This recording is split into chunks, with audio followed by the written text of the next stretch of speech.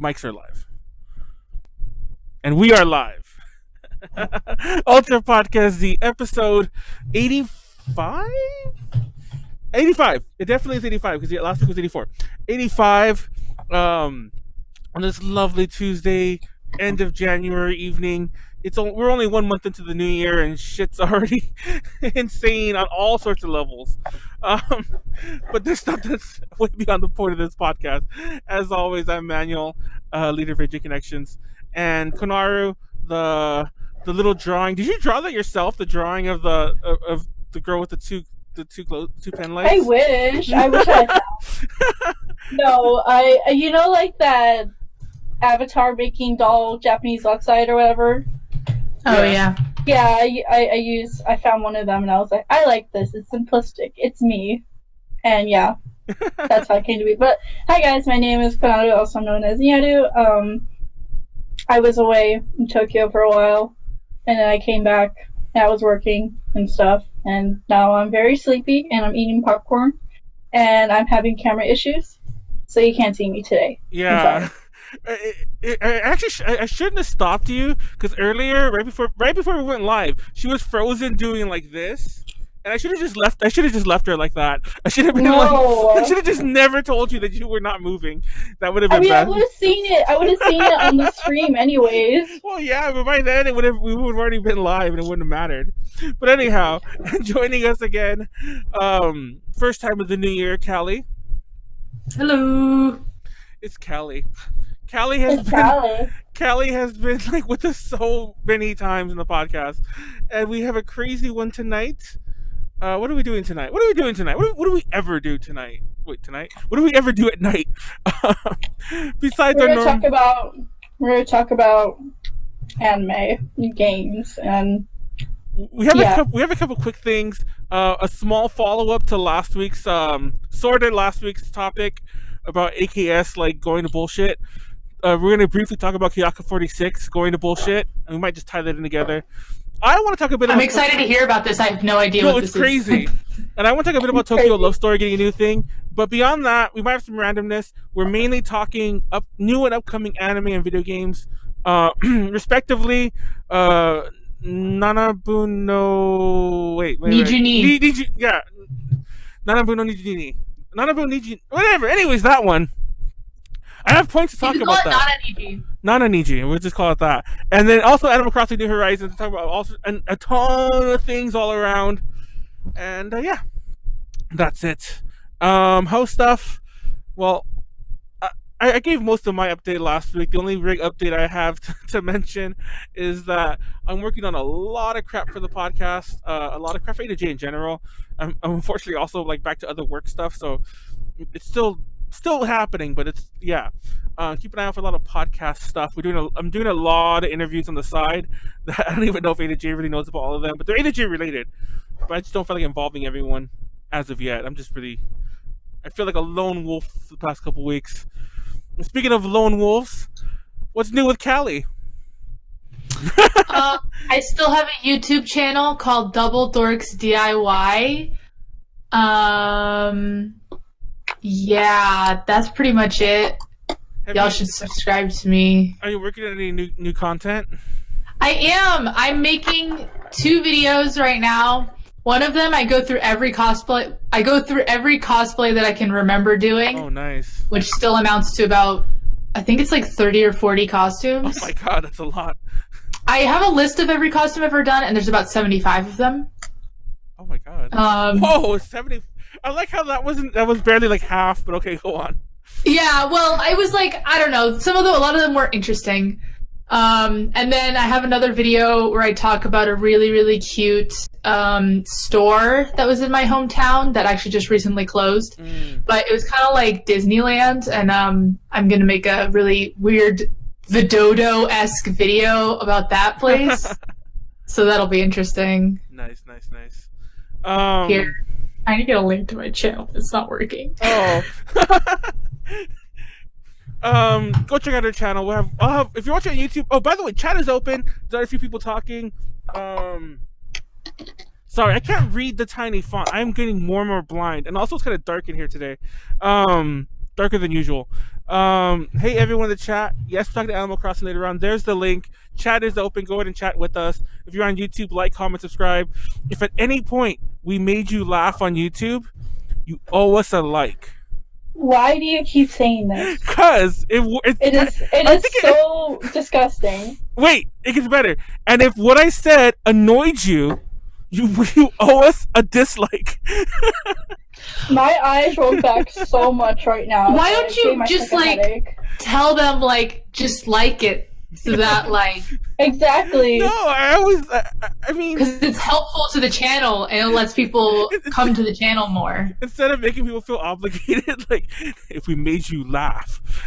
I feel way less obligated to do it when you say if we made you laugh. That's some BuzzFeed bullshit. No, yeah. There's this. I don't remember the name of that group. There's this theater troupe. They're like a comedy theater troupe that used to always be at the Renaissance Fair. I don't think they're there anymore. But they used to always be there. They would do spoofs of Shakespeare things, and they would always end the shows with and if we made you laugh, they all start laughing. It's you probably owe us something. So that and obviously the shows are free if you're at the Ren Fair, but the idea was they did it for tips. And it's you probably owe us something. And we're not even asking for money. We're just, smash that motherfucking like button. Now that's cringy. Anyway, speaking of cringe, Konaru, what's new with you? That was a lot of comments. Everyone's mad at Manuel.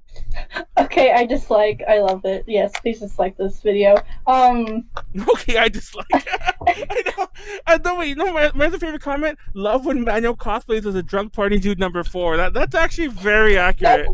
That's very accurate. Especially the number 4 part. That's definitely accurate. Anyways, go on. You're in the back row. Yeah, that's what I'm saying. I'm not. No. He's no. He's the mid-row type of dude. Yeah. Oh, yeah. Mm-hmm. Oh, my God. Okay. So, like I said, I was in Japan. I went to Love Live Fest. I actually went to an AKB48 concert for my first time. That was pretty freaking sweet. I literally locked eyes with Jirina for 3 seconds. It was pretty magical. That was so good. And then Love Live Fest was a thing. I guess that was fun. And then I came back on Wednesday. I literally slept for 48 hours, which is pretty nice. And then I got an email, which leads up to my announcement. Fathom Events has reached out to me to help cross-promote the Love Live 9th anniversary Love Live Fest delayed viewing here in the States. So I'm going to be giving away 5 tickets on 3 different of my social media platforms. So if you want to win some tickets to delayed viewing for Love Live Fest, you should follow all my socials. You can also, there are also details on my website, which I will leave in the chat and in the description box below. Nice. That's cool. I actually didn't even know you. Well, obviously, I guess they reached out to you, but I didn't realize that was a thing. But then again, you've helped with promotion in some of these events before, haven't you? I feel like there was another movie one I remember that you were working on before. So for first and second live, yeah, I did a unofficial I ran an unofficial gathering / meetup for it. And we did a banner and everything for that. I mean, remember the stickers and everything, and it was pretty fun. But that wasn't in partner with anyone. That was just fans just coming together, and I just got a group of people, and we just did something. Oh, and I was doing the same thing for this one, and then I got that email, and I was like, huh, okay, I see how it is. But yeah. Love Life Boo in the chat with the actual exactly. Honestly, also, sorry, this is so unrelated and backtracking. I'm 3 subscribers away from being able to have a URL that doesn't look like someone smashed a keyboard. Oh, are you almost at the 1K? I'm going to subscribe to you now, even though I should be. Yeah, please subscribe so that I can actually have a real URL. I actually I have my I have my personal channel that I never use for anything except I post private videos there, not private, I'll do cover stuff for friends, or I'll put up a music track so people can hear it. I'll subscribe on that one, and there you go. I'll give you an extra. I'm always afraid. Like the other day, I commented on a video on accident under that channel, and I was like, "No, don't look at my channel. This is like totally hidden." Anyway, but I'll make it enough to do that. Let's see. Thank you. Yeah. The other like small announcement I was talking about. We mentioned this last year, so we're still trying it out. We did it last week, and I'm trying it out this week. We're still working out the format. I actually have some graphics that I want to do eventually, but nothing too wacky. But last year our podcast was like one topic that we covered like all night.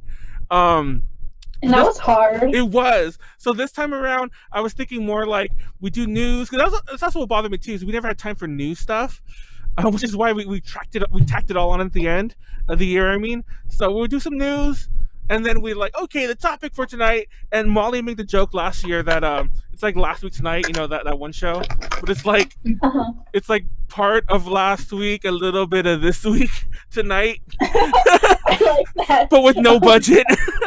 See, you say that, but all these podcasts are just going to go off the rail anyways. Exactly. Yeah, exactly. It's the graphics that'll fix it once I get them all done. Sure, it's the graphics that'll fix it. It will. You said the same thing. You said the same thing when I made the Ultra Podcast Z logo. And look where we are today. Oh my god. Hyakizaka 46. And what happened to everyone? What happened to everyone? I think we died. Oh, I mean, no, Callie died, I think. Me? No,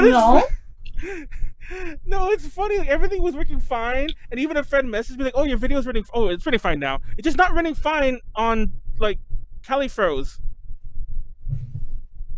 I'm moving. I'm gesturing wildly. Hold on. She froze. Turn your camera on and off. Yeah, no, she looks fine. Turn your camera on and off. It must have froze for me only. AKS BS. It's literally Manuel's fault. There it fault goes. here. Yeah, you came back. It probably was my fault. I think no, it's funny because a friend of mine literally messaged me like in a DM, like, "Hey, your stream's running really well tonight," and then it craps out exactly when he messaged me that. Of course, that was gonna happen. That sounds about right. He jinxed me. Anyways, Hyakizaka 46 at AKS BS. Konaru, are you up to? Shit happened. That's all I know. And the big ace is out of there, but I did hear she's going solo. Oh, I think we is our stream still live, by the way? We have to restart it. I think my internet is crap. Yeah. There's like 9 people watching, and I know. Is there no stream? I don't. It's not loading up for me. It's just Twitch down. Let me see Twitch. Oh down. My god, there's like 9 people watching. I know. Of course, we get a decent amount of views when I decide to crap the internet. Yeah. Oh no, our stream's fine. Okay, fine. It's fine. We'll just keep going. We'll keep going. Sorry about that. Just keep rolling. So anyways, keep going. AKS. Okay, for those who don't know, AKS has been going through a lot of shit last year. Or actually for more than a year. Yeah, they kind of got rid of SKE48, and sorta, and then Aki-P bounced. Wait, I have related news to the SKE stuff. Oh. So when I was at Request Hour, they announced that all the AKB groups and the sister groups are going to be going under different labels, and AKS is technically dissolving, and they're giving like AKB to Osare Company, which is like the costume makers for AKB48, like the stage wear and everything. They make the costumes and stage wear for. That's really random. Yeah, and then like AKS is being renamed to like some different company. No, it's being renamed to Vernal Awesome, and we had. Yeah. I forgot what that stood for. We actually went out and discovered it last week. It's not anything too crazy or hard to find. But not only are they renaming to Vernal Awesome, is they're like you said, they're getting rid of all their groups, all their management. And even though people are reporting that they're still managing the overseas groups, they're actually not managing them.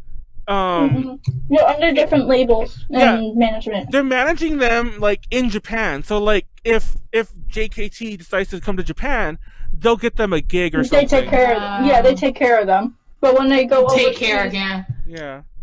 Whenever they're back home overseas, they have their own thing. Like exactly, I think we brought this up when we were discussing MNL48 earlier or mid last year. Yeah. How they had like a different company and like and when the Senmatsu came up for them, that they were eliminating girls, and we were like, excuse me, this is not what management in any other sister group does at all. And that was the point where we brought up, like, oh, they have different management, like, and then everyone else has, like, different management. So, like, it just depends on, like, who the heck is managing all the groups. But if they do come to Japan, I know that, like, AKS, which is now Vernal Awesome. Vernal Awesome is going to be, taking care of them. But I don't know if that's going to shift, because they also announced they're not going to be managing idols or entertainment anymore. They're moving on to something completely different. From what I gather, it's like they're just ditching the company. And okay, so you know my conspiracy theory that I made last year, that they were cleaning up for the Olympics. This is honestly solidifying my theory that they're just trying to get rid of anything bad associated with AKB, AKS, anything like that. So that way, when Aki-P goes headfirst into Olympics, he starts clean, fresh. The world won't really know, like, all the bullshit that's happened in the past, like, year and a half. And my theory is coming true. And y'all can't prove me otherwise. Honestly, I think it's more than that. Like, I think it's a huge part of it, don't get me wrong. But I had a big theory last week when we talked about it, that I honestly think they're just losing money, which sounds stupid because they're, like, number one everything, but I think they're just over. You know that thing when you grow too big too fast and you're just constantly expanding? I think they're just doing that right now. That they're just blowing money left and right, and it's like, oh, what do you know? So doesn't matter. Our single was like, they did like a week and a half concerts back to back, like 2 concerts every day at Tokyo Dome City Hall while I was there.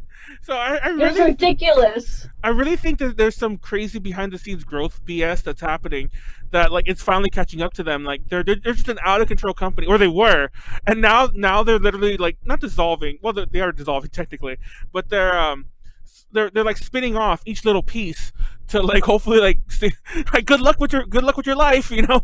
Have fun dealing with the financial problems we probably left you with, and like, I'll be like, even though they talked about the cafe moving, I'll be surprised if that cafe reopens. Speaking of the cafe, you want to know why it closed down? Guess who decided to buy it out? Who? Who's their neighbor? The Gundam Cafe? Yeah, they bought out that space. Oh my god! Is it just a space thing?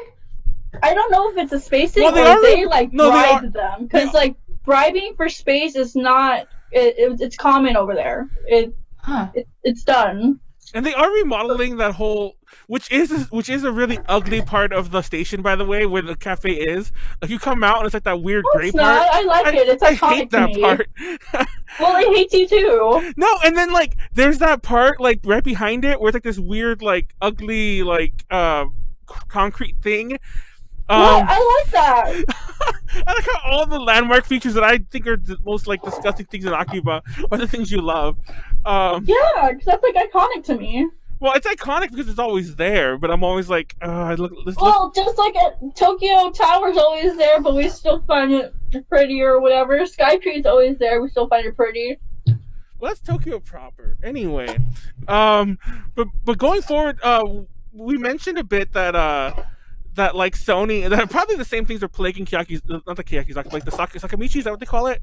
Yes, Sakamichi. Like the 46 groups, that the same problems are facing them, but they have Sony behind them, and probably just like, you know, as long as you don't lose us too much money, because they're actually a huge company.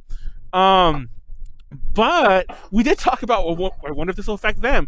I don't know how related these are, but Hirata Yurina, that's the ace one. But from what I gather, she has some crazy health problems.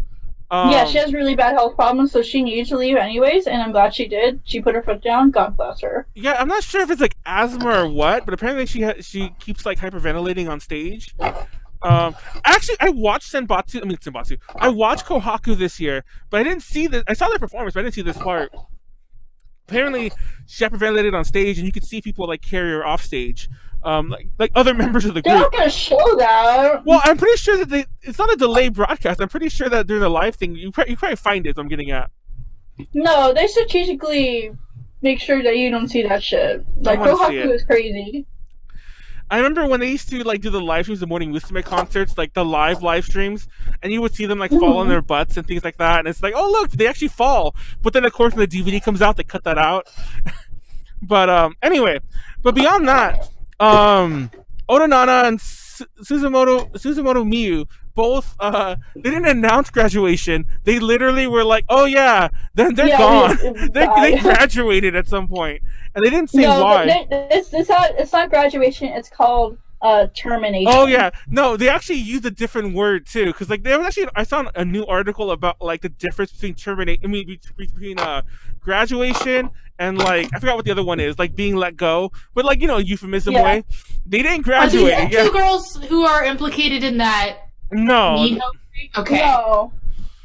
That kind of just got swept under the rug. Yeah. It's still kind of ongoing. Maho's gone, and she's also she started a drama like 2 weeks ago, so she's doing okay for herself, thankfully.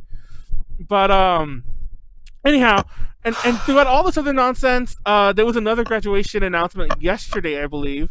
Sataki Kotoko, and there's new rumors that there might be a new Sakamichi 46 group coming up, which is ridiculous.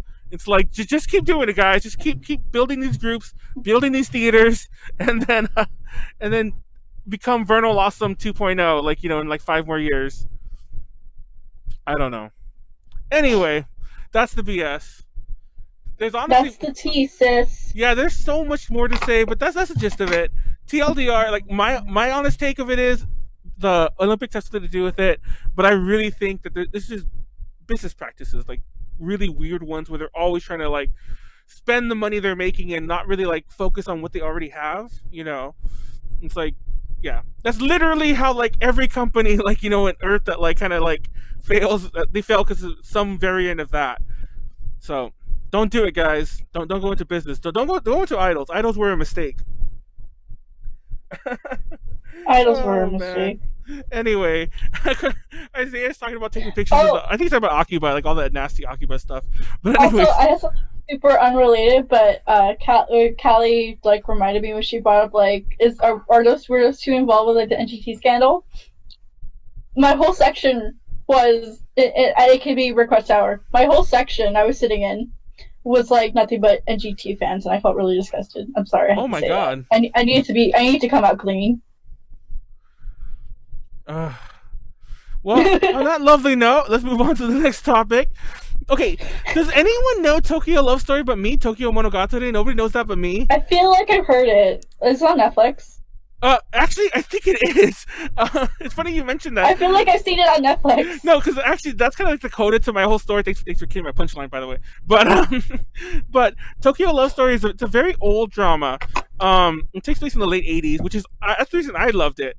But they're remaking it with a lot of new people, and amongst the new people I don't know, like actors, and they're actors from dramas I don't watch. I do know a lot of actors, but Ana Ishii from E-Girls is going to be in there, and yeah, it's basically about like the plot really fast. Just like people grow up in this hometown, and two girls and a guy, and they end up all in Tokyo together, and then stuff ensues, love and drama. It's a drama, so of course there's that one insert song that plays towards the end, and everyone's crying, and and then nothing happens until the very end. But what I found it made me feel so old. There's two things about this. One, it made me feel so old because none of the actors were live when the original was airing in I think it was 87 to 90. Which, mind you, I was a very small child when it started. Like, I was I sure, even if I was cognizant enough to watch, I wouldn't have watched a Japanese drama. But still, I'm like, God, I'm just gonna roll over and die now. I feel like the old Animal Channel, I forgot what cartoon had that. The lion just lays down, the gazelle eats him. That's me right there. And also, this drama is premiering on Amazon Prime in Japan. I checked; it's not on Amazon Prime in the US. Since when does Amazon Prime in Japan get such decent content? I have. Oh, is Kelly talking? I don't hear Kelly. Lol, I was muted. It's okay. I wasn't saying anything anyways. Okay. Oh well. But I don't, but I mean, like, Netflix also poured a lot of money into streaming, and I think that, like, streaming really wasn't much of a thing in Japan until Netflix, like, really pushed it about, like, 3 years ago. So maybe now Amazon is kind of seeing that as a viable option. Because, like, I actually am in between Netflix accounts. I'm just going to buckle down and actually buy one, like, and actually keep it consistent. We used to get them for free through A2J, and honestly, I probably still could. I'm just too lazy to, like, go through the process of emailing people back and forth. And they only make it good for a year, and I don't want to keep doing that. But anyway, it's laziness. But, like, I keep signing up for new ones. I'm too lazy to email someone to get once a free year of Netflix. Oh, man. But I get Amazon Prime for free because of my phone. So, like, I do a lot of my, like, stream watching on Amazon Prime. So I kind of know, like, how crap that service is. And I even have... Oh, my God. Anime, particularly on Amazon Prime, is so bad. Yep. I never watched anime. Apparently, they just completely misnamed the third season of Psycho Pass, which was exclusively on Amazon Prime this last season. It just ended, but no one watched it because, first of all, it's almost impossible to even find anime when they're correctly named on Amazon Prime. But Psycho Pass wasn't even correctly named. I don't know what it was called. I bet it was called Psychopath. But it probably was. It was? I said it probably was, knowing them. Okay, yeah, probably. I don't know. I haven't checked. But, like, it's just, like, how do you mess up that badly? It's a quick Google, you guys. I don't know. But, no, like... I was one of the people who paid for Anime Strike when that was a thing. Oh, wow. And I honestly miss it because Amazon Prime's search functions are so horrible that the only way you can find stuff is by going to their individual channels. But now that Amazon Anime Strike doesn't exist, there's no anime channel, so you can't find anything. No, like, I hate Amazon Prime. I hate that they mix, and there used to be an option to turn it off, but I can't. It's gone now to get rid of, like, the paid stuff. Now they just mix it all in, like, through the home screen, and I'm like, please. I just want to watch something. I'm bored. It's like, why do you make this so difficult for me? But yeah, apparently in Japan, actually I tried that. I don't know if the VPN thing would work for, like, Amazon Prime. You think I would have tried that before we came live, but I'm gonna try that later on tonight to see if we can get if maybe I can watch, Tokyo Love Story. What's the word I'm looking for? Tokyo Love Story in Japanese, I guess, unsubtitled when it comes out. We'll see. Oh yeah, but speaking of which, Netflix has a crap ton of good dramas. Besides just Japanese ones, they actually have a lot of Korean and even Taiwanese and some mainland Chinese ones as well. I've watched a lot of Korean dramas on Netflix. It's amazing. My one minor gripe is that things. It's not even a gripe, but it's just real life. Got to deal with it. Every so often, I'll be watching a show, and it's leaving soon, and I'm like, no, I don't have time to finish this. And it's like, usually I just give up. That's on you. Yeah, exactly. You need to have less of a life. Exactly. Like, I'll literally sit there and do the math, and I'm like, there's no way I can finish this. This is it. No more. But anyway, that's a perfect segue, because that debuts towards, I believe that has a release date in May, if I'm not mistaken. I didn't write that down. Of course I didn't. But it's May or March, and it debuts on Amazon Prime, and through, like, Fuji TV's streaming service, so it's not going to be, like, on TV, from what I gather, which is also kind of unusual for Japan. I don't think Japan's not, like you were saying earlier about the Netflix thing. Japan's not really, like, a streaming culture. Like, they're doing it a lot more. Yeah. So yeah, I mean, they even feature streaming in Eizouken. Oh, really? Yeah, in the first episode, the reason she gets into anime and, like, animation is because she's going through a kid's streaming site and she starts watching a parody of an old Miyazaki anime. God. I'm sorry. As soon as you said kid's streaming site, I don't know why. Like, my mind immediately went to, like, the horrible YouTube Elsagate stuff, and I'm like, oh, sweet Jesus. Let's not talk about that. I'm pretty sure me mentioning that, like, on YouTube later on will get me demonetized. But anyway, if you don't know what Elsagate is, by the way, and, like, welcome to YouTube. That was a huge thing a couple years back. I see this is your first video. But moving on, our big topic of the night, the new releases of 2020, new and upcoming. So we're gonna start with anime, and there is quite a few. There's a ton of manga that I read forever ago that I was like, as I was reading it, I was like, they would never make this an anime. And there's a ton of that becoming anime this year, which is very strange to me. One of them is the one that Konaru mentioned, and I actually didn't know what it was, and I was talking to a friend of mine. They're like, how'd they make that into an anime? And it's Interspecies Reviewers or whatever the fuck. No, don't talk about that here, please. No. All I know about it is that it's extremely horny. Yeah, yes, you're the one who brought it up, Konaru. Okay, but the recent episode, it's me. What the what? Are we gonna like call you out? Were you guys there at the? I don't know if I should call her out on the podcast. Were you guys there at the Anaguro panel where I called out Rachel for like all of her? Oh, of course, Konaru wasn't there. Damn it, I forgot you weren't in ALA. No, were you there, Callie? I didn't go. No. Oh, you missed it. Cause like, okay, for those of you who are watching, we've had Rachel on the podcast in the past, and she does all the Anaguro panels with me and the Macross panels for like years now. Kind of like one of the soft inner circle A to J people for a while, and the last Edukuro panel we did together, it was very collaborative. Where like she wrote a lot of it, I wrote a lot of it, and so like we had notes on a lot of things, and like there were all these notes that she wrote about things she liked, like oh I love this picture, oh this is my shit, that kind of stuff. And I just saved all those notes in the back of my mind until we were at the panel, and I straight up called her. So rude. Yeah, and I called her out, and she's all like, "Are you really calling me out on all the things I put in?" I'm like, "Yeah." It's like, "So Rachel, why is this your shit?" And I put out like this gory ass picture or whatever the fuck. So yeah, that was I'm rude like that. But yeah, TLDR, that's gonna be me with Konaru right now. Everyone go look up the last episode of Interspecies Reviewers and No! Oh my god! I'll find a link somehow and I'll put it in the description or something. Or find like a review I'll find something. I'll put it in the description. But yeah. Find a review of Interspecies Reviewers. Yes, I love it. Why are there so many furry anime this season? No, exactly. When I click Oh my god, right? I clicked it and I was like, what? There's like 6 or 7 of them. Rachel is a saint of a person. She really is a saint of her, especially putting up with my dumb ass, like some of the stuff I say and do. Rachel is a saint of a person. But anyhow, no, but it's a lot of like big anime titties, on furries, basically. So I saw there's one this season. I don't have any of the names straight, and I'm just looking at any chart, and it's kind of hard to distinguish them. I saw that there's one, and maybe this is Interspecies Reviewers, where all the dudes are like furries, and all the girls are just human girls with like ears.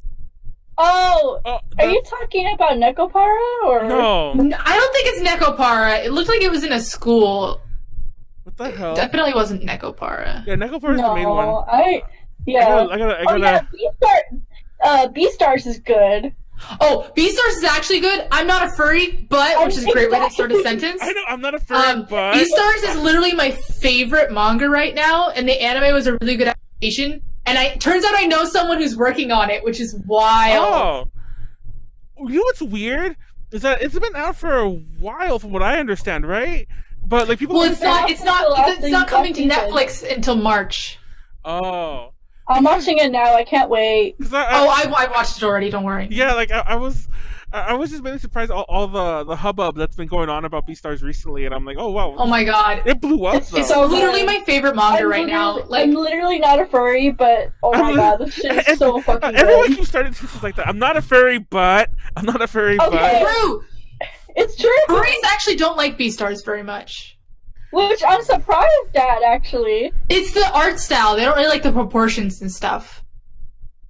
Which, to be fair, like, when you see the way Beastars handles feet for the first time, you're like, that's just a human foot with fur on it, and I am very uncomfortable. It's Hobbit? Is it a Hobbit foot? Okay, so why do they put so much detail in the hands, and then, like, the feet? Why?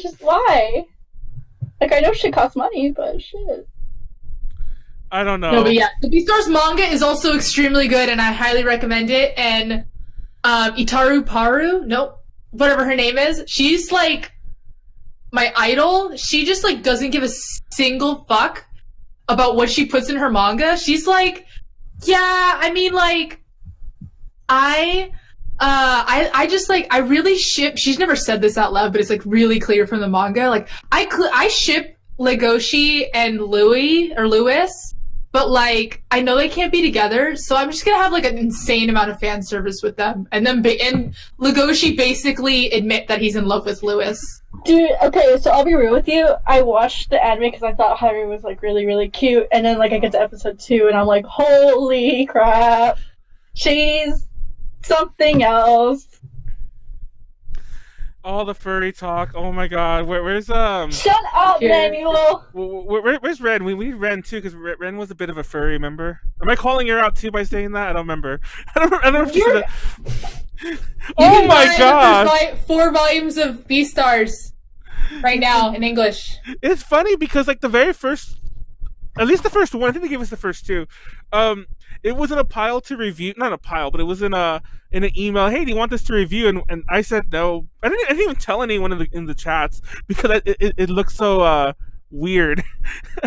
Beastars is weird because it looks like it's some artsy bullshit, but it's actually a really dumb shonen anime. With furries.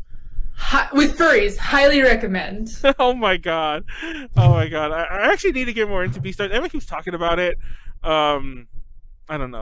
I've seen it, of course. But yeah. I don't know how to pronounce your name in chat, but like, there's a point in the manga where Legoshi basically says that he's bi. Okay, he's a chaotic bi. It's not me. What are you talking about? It's the author. Get Callie off the show. I don't even like ship them. I'm just saying it's the author. There is a scene where for no reason Legoshi gets in drag and meets Louis at a bar. That hasn't been on the anime yet, but that's a thing that happens for literally no reason. Oh my god, I'm so It's not an opinion, it's a fact. Oh my god, this is crazy. Oh man, the lolly debate. Well, Beastars is amazing. I don't know. I need to get more into it. Like I said, I've seen a bit, and I think I still have the PDF of the first manga sitting into my email, and I got to look into it. Another one that I honestly have nothing to say about it, except the name is, and I kind of mentioned this before we started, and I mentioned it at the panel that we did at ALA, but get Callie off the show ASAP. Why are you booing me? I'm right. I know. It's like you're the fucking Randy Jackson meme. Whack. Oh man, it's so funny. Get Callie off the show. Oh man, but no, it's bad joke time because the see, I want to say it too before I even start. ARP Backstage Pass. I have no idea what the fuck the show is. It's about male idols. I know nothing about it. I do not know what ARP stands for, and honestly, I don't want to look it up because it's going to ruin my joke. It's not even a joke. It's going to ruin my really bad boomer references. No, whenever I see the show, and it was actually I think it was alphabetized. It was number 1 in a list I was looking up about like the most highly anticipated anime of 2020. Probably alphabetized. Yeah, and it makes me think of AARP, which I don't know what the fuck kind of insurance they do, but it's an insurance company. And for some reason, that in my head, because I know crap all about insurance, because you know I'm stupid American doesn't have insurance. For all I know about insurance, it makes me think of the Allstate guy, and like, are you in good hands with Allstate or what the fuck his fucking bullshit thing is? Is the ARP anime not on any chart? What? Oh, here it is. I found it. Never mind. Oh, the delay. They just get into the spoilers. Apparently, it stands for Artists Republic Production. Oh, that kind of sounds kind of I don't even know. That sounds a bit different than I was thinking in my head. It sounds extremely generic from the description. Whatever. Spoiler alert. It's fine. It has nothing to do with the plot. Oh, that's the one. It's funny because before we started the podcast, Callie actually watched that one. I love Oshi. I love Oshi to Budokan. Yeah. It's my second favorite anime this year. It's funny because I actually saw that in one of the many lists I was looking up, and I did not even bother looking more into it because everything else I kind of like glanced into or things I recognized, but that one I didn't even look into. So before we get into talking about some of the bigger ones, I'm gonna rapid fire off some other ones. Isekai Quartet, which I don't know what the fuck that's based off of.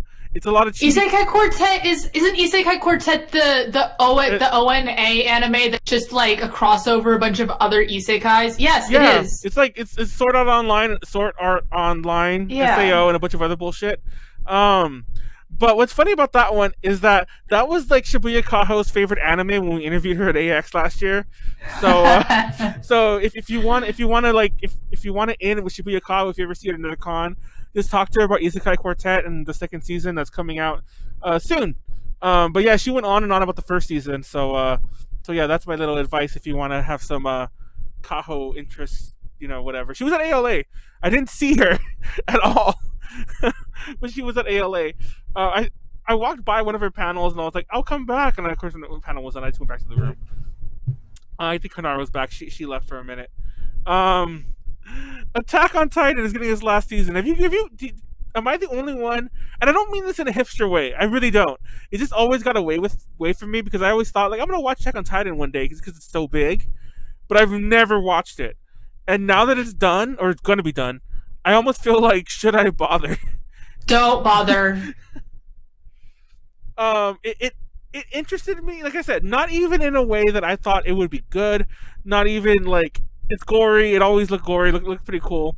But people used to always complain about it too at the same time. And not to SAO levels, but like people used to like whine about like, oh, this season sucks. And pretty much like every successive season only got worse. So that's my opinion. Oh, really? So that is the truth. Yeah. I mean, I watched the first 2 seasons and I started the 3rd season and I was just like, like it was just like the original source material. Like the author just doesn't like know what he's doing. He's just like too new. Yeah. So he didn't have like a whole structure in mind. He is like he's not a great writer. So when they went through the anime, they're like, let's try to like piece something together. But so they like gave it their own vibe, but then like every season ends up being something kind of different, and it just is like, I don't know. I'm not here for this. Yeah, I think I managed to dodge Attack on Titan all this time. I saw like I think I saw like an episode premiere, like I don't even know which episode it was, at AX one year for just sitting in a panel. But that's my Attack on Titan experience right there. Just read it and don't watch it. Honestly, that's true for a lot of anime. One of the next one about is Fruits Basket. I guess I like the new anime. I can't get. I actually didn't really like the manga that much because there's like a huge 20-chapter chunk where nothing happens, and I always get every time I try to read Fruits Basket, I get stuck there, and then I just stop reading. Just push. And 20 chapters is a lot for Fruits Basket, which is like 40 pages a chapter. It is, yeah. Because I think those are monthly chapters, so yeah. Yeah. As opposed to the weekly editions, but what was I saying? I can't get over the character designs of the new show. I just really can't. I got over it really quickly, actually. I realized, mostly because I like Yuki's character design a lot better than I like it in the old one.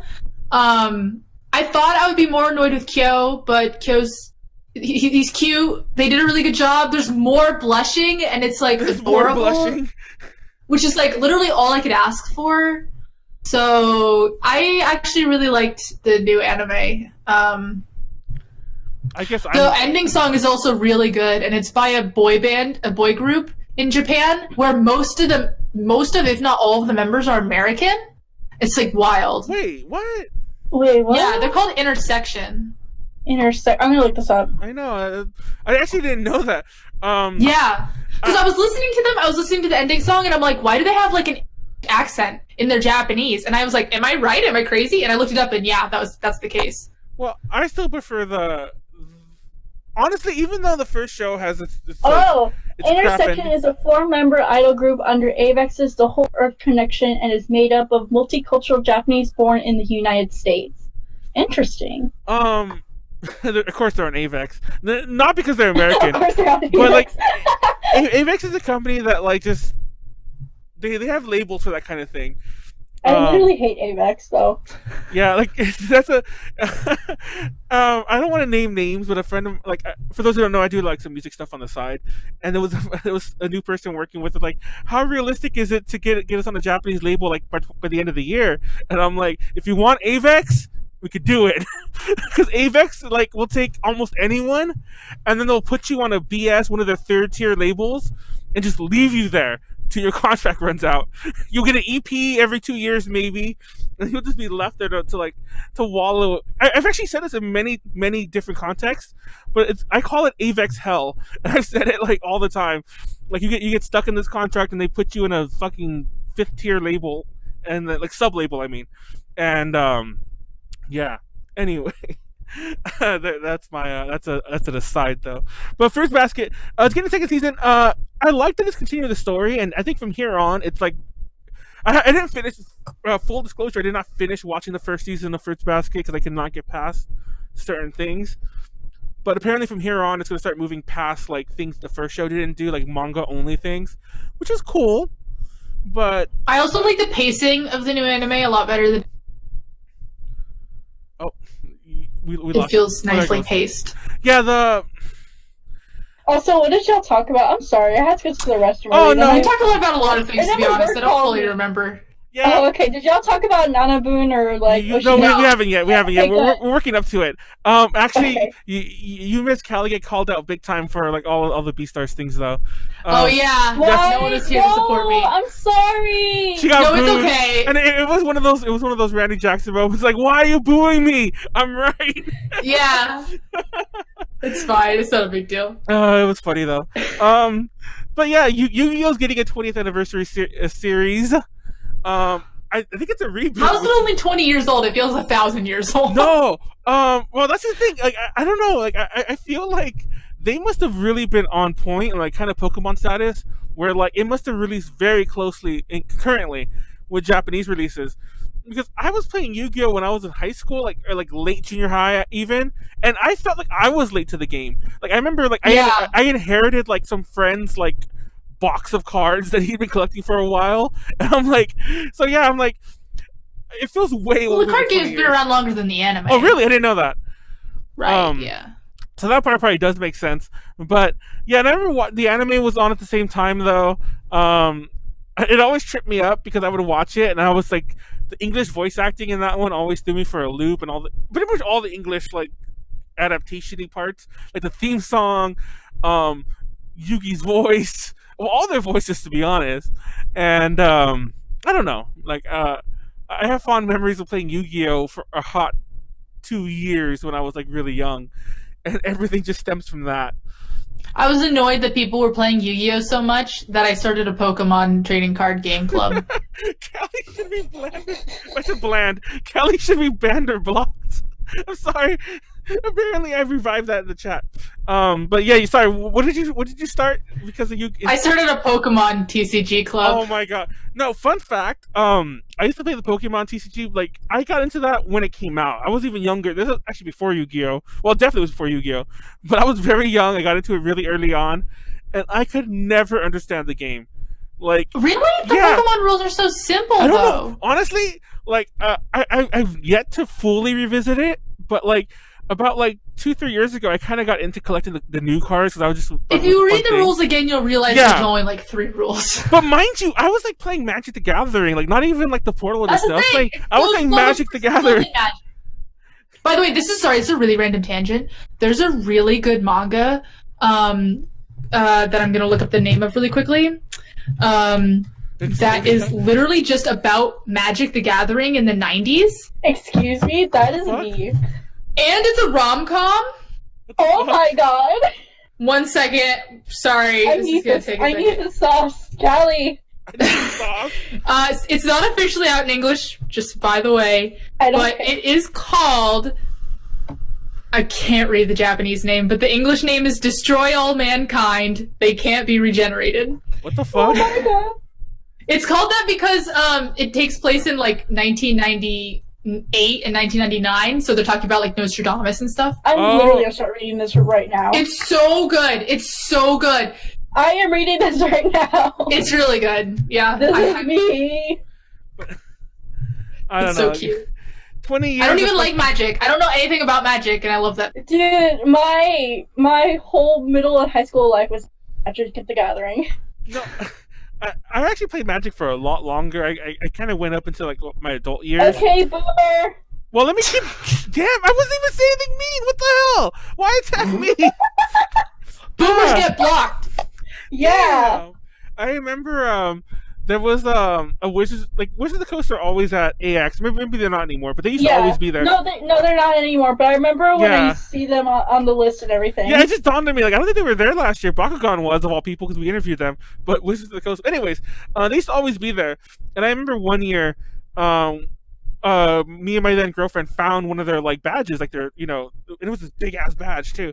And we turned it back into the booth, and they were so grateful. They gave us like a crap ton of like Magic cards, and I'm like, I'm gonna get back into this. This is about like 4 or 5 years ago. I never did, and I still have all those decks at the time, and they were like really expensive decks. He's like, do you play Magic? I'm like, I did like 10 years ago, and he's all like, oh yeah, you'll love this deck and this deck. And he gave us all these like, I can only assume was probably like $100+ worth of like decks, like pre-built, and a couple like whatchamacallits, booster packs, and I just took them on. I'm like, yeah, they're still all unopened. Every so often I come across them because they're in a box, and I'm like, oh yeah. That never happened. Well, part of the problem is I don't have anyone to play with. Nobody I know plays fucking these games anymore. You just do it online. By the way, that's the second Magic the Gathering manga I've read. How is there more than one? To be fair, in the other one, it's not Magic the Gathering, but it is Magic the Gathering. Like, the cards are just, the names are slightly changed. Oh my god. And that one is called, like, Love is War something. Love is War Kaguya-sama. No, not that one. Basically, though. You don't like Kaguya? I love Kaguya. I actually love watched it, actually. No, I haven't seen Season 2 is coming out this year. Speaking of new anime. I haven't seen the anime at all. Of course, I know the memes, but the anime's good.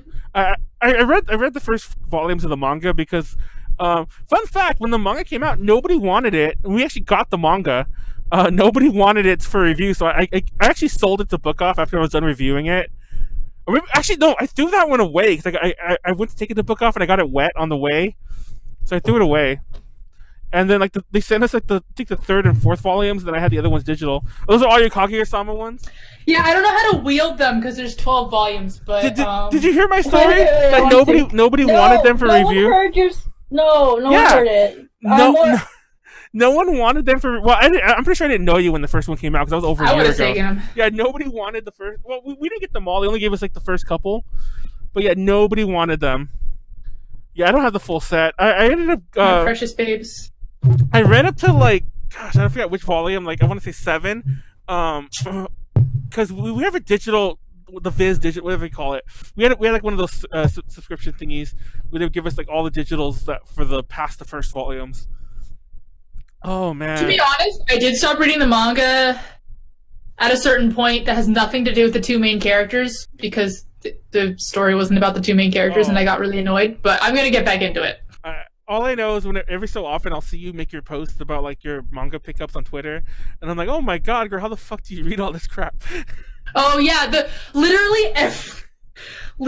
So the way I get manga, because I'm trying to stop using Amazon for stuff. I actually have subscriptions for them at my local comic book store, and so they'll text me pictures every time that they have a new shipment.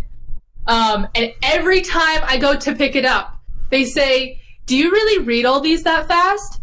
And to be honest, the answer is no. I haven't read any of these yet. Oh my god. So I always feel really bad. I have literally an entire shelf of my bookshelf that's just manga that I haven't read yet. Well, like nobody's ever seen my collection because I unfortunately got rid of it. But I used to have, no joke, about 2,000, and that's a very low estimate number. About 2,000 manga volumes back in the day, and not even joking. Like, how? which part of the how. How do you have space for all that? I didn't, so I sold them all like kind of recently. I would have taken them. I'm so annoyed. And I sold them for like pennies, literally pennies. I took them all to book off, and they gave me, mind you, they gave me hundreds of dollars, but we're talking like hundreds of dollars for like thousands of books. And the reason I know I had about 2,000 plus, and I still have some scattered, and I kept a few, is because I was soft counting them as I was, and I think I knew you, but I think that day that we hung out at when we met, I had went to book off earlier that day with Tipu to go sell some, and like it was kind of the end of it by then. But I sold like so many. I sold Fruits Basket. Like I had all like whatever 17 volumes of Fruits Basket. Chobits, Love Hina. I can't think of all the series. I had tons of series. All Dragon Ball. I had like. You're causing me so much pain. So many series. Like I literally specifically, I don't really collect long old series like that, but I specifically collect series that are like from like publishers that don't even exist anymore, like Tokyo Pop and shit like that. 90% of them were Tokyo, not 90%, but a good like at least half for sure were Tokyo Pop. At least half. And Tokyo Pop had that bad habit of not finishing some of them. So for sure. I have a lot of unfinished Tokyo. So to be fair, a lot of the ones that I have were from like right when they went under. So of course they didn't finish it.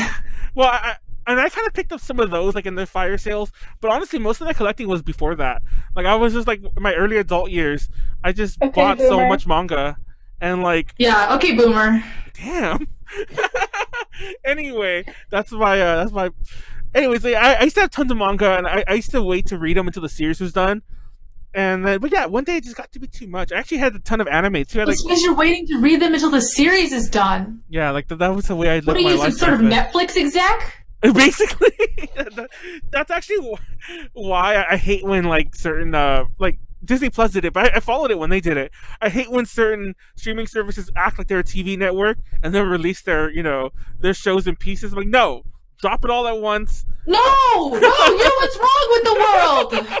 I was just having an argument with my coworker about this today because he was like you, and I'm like, what the fuck are you talking about? I just want to watch the show as it comes out. Nope. It's like this is why Beastars is coming out in March. Drop it all when it's done. I'll get it then. I kind of alluded to that earlier when I was talking about Attack on Titan. That part of the reason I don't like to watch also one of the reasons I don't like to watch ongoing shows. I like to see when it's done, then I'll go experience it, like as one big glob. You hate me. I'm exactly what's wrong with consumer culture today. I want instant, full, 100% gratification. Nothing more, nothing less. The problem is when I consume content like that, and I think most people are like this, it doesn't, like, you don't remember it afterward. No, I actually kind of have problems, like, I'm not saying I'm, like, old and forgetful, but, like, I've had this problem, like, I don't like keeping, like, all these plot threads of, like, 18 different shows in my mind, watching them all at once. I mean... Or shows, manga, stories, whatever, what have you. I feel like it's a muscle you have to train, but, like, I mean, I guess I get that, but it doesn't... Like, for instance, I watched all of Brotherhood in, like, 3 days, and I feel like I don't remember any of it now. Well, I don't know. Like, that's the way I consume my media, and it works for me. I mean, I'm not knocking actually, kind of am. I'm knocking it on the production, not the production level, on the studio levels of releasing it that way. If that's the way you want it, honestly, you could take it that way, even if it is dropped in one big loop, big drop. You could watch one episode this week, watch the next episode next week. No, just pretend that it's being released that way. No! Oh my god, everyone's calling me a boomer in the chat again. Anyway. Oh man. There's a new Love Live show coming out. Kobayashi's Dragon Maid is getting another season for some reason. Oh yeah, they also announced another new Love Live show. Yeah, another one. At Love Live Fest. Yeah, another one. And, what do you call it? I know some people that are auditioning for it. It's pretty cool. Oh. Auditioning to be like the idol members, or auditioning for the dub? So the thing with this take on it is, I think it's a newer generation. I'm not too sure, but they're only auditioning for one person right now, and we don't know the context of like who this person is going to be in the series, but they're holding auditions for one person. For like in the Japanese version? Yeah. Oh shit. Well, that's actually the perfect segue to talk about Nanabun no fuck. I can't even. Nanabun no Nijyuuni. Real fast. I call them. What? Isaiah called me consumer, like I guess like consumer and boomer. Consumer. This made me laugh.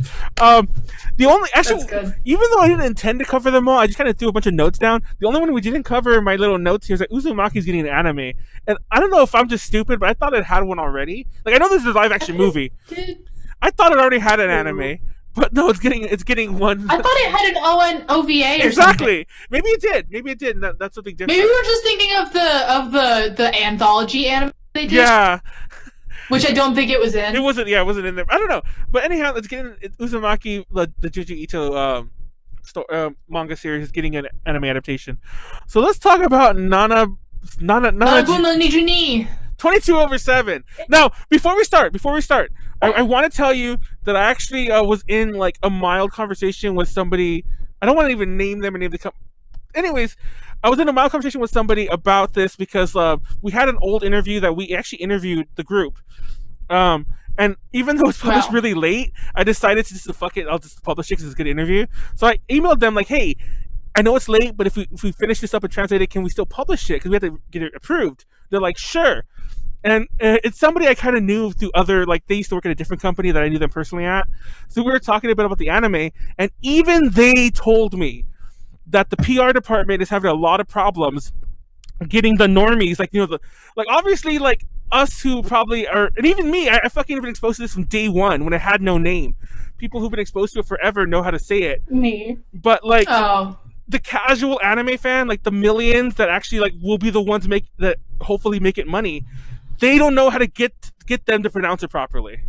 So, actually, when you interviewed them, they didn't even, it wasn't even called Nananiji at the time. They were just called, they had a different shortening for it, but then they changed it to Nananiji. Oh, really? That might probably partly because apparently they, once again, I don't want to name names, but one company is pressuring some of the Japanese companies, you need to find a better way. And apparently there was an argument about calling the anime that. Like, apparently the anime was going to have a different name. Like, a name. Like, you know, a name of a show that just stars them or something like that. But no, they just gave it the group name. And now everyone's like, what the fuck? Like... the 22/7 as an idol group is very good. Also, like, my other little gripe, because I want to get the gripes out of the way first. I don't like griping on things. I actually was surprised the anime just came out. It was on my radar, but I always assumed it was going to come out part and parcel with the group.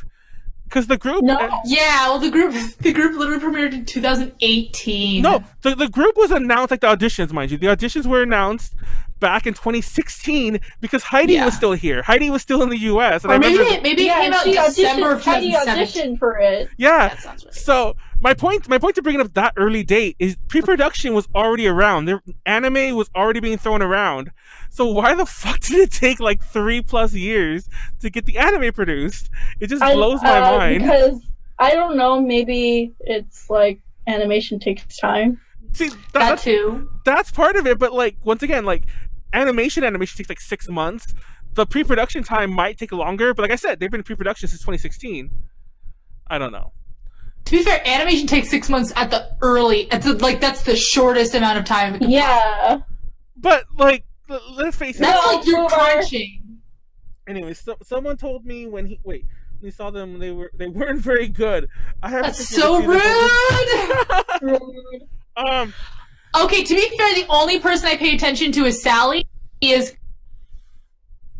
Sally? So. I like Rainyan. I forgot who she plays. I just Sally. Sally's Sally. Okay, the funny thing is, I know she's a meme. I know she's funny and everything. But like, she is genuinely the best dancer in the group, and she's actually a very good singer. And she's if not the best, like the second best MC in the group. Like, I'm not gonna deny that.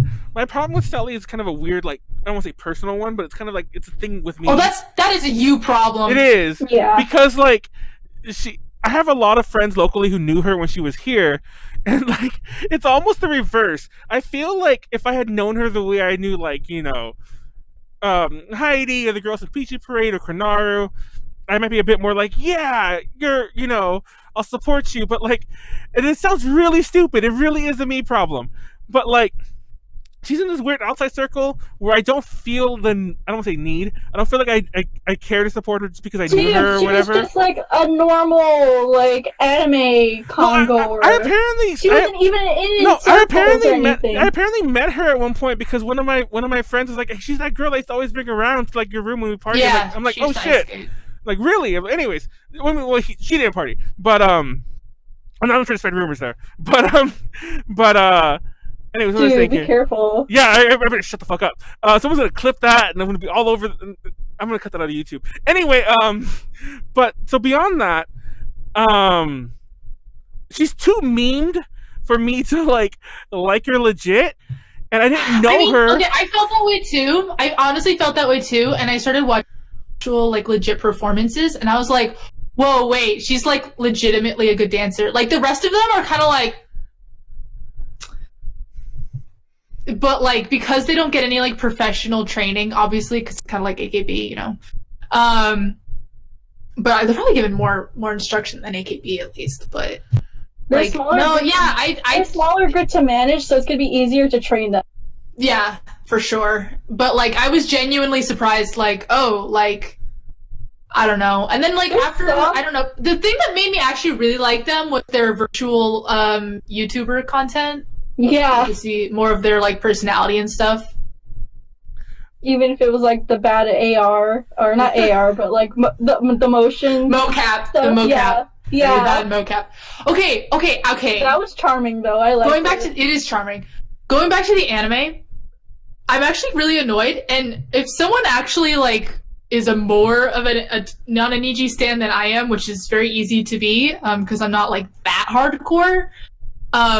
Correct me if I'm wrong, but like based on like the music videos and like the content and stuff, they had set up very different interpersonal relationships for all of the characters than are what in the show, and it really seems like Sakura's, which is Sally's anime version, is a completely different character and has different personal relationships than what was set up in all the promotional material. I agree. I think her personality is going to change as the show goes.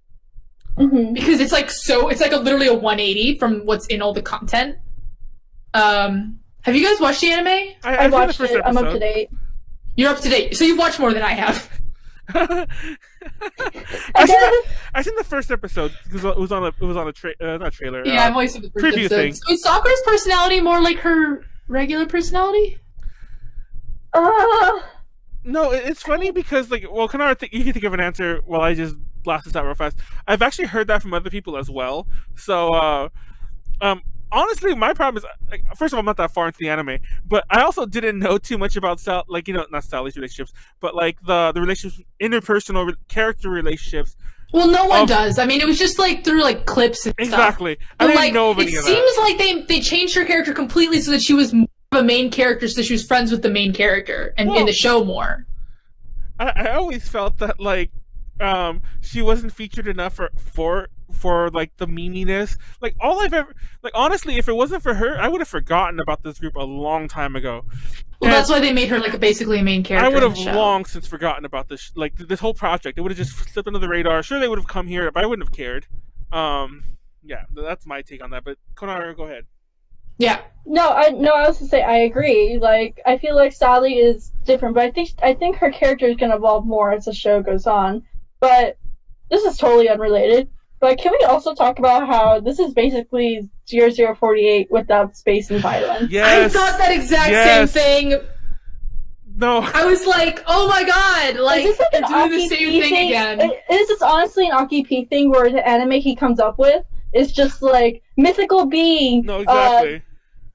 Puts idols in situations. Well, I mean, it's cause like for some reason they like he wants to be a presence in the show, but like he can't be a character because then you would hate him.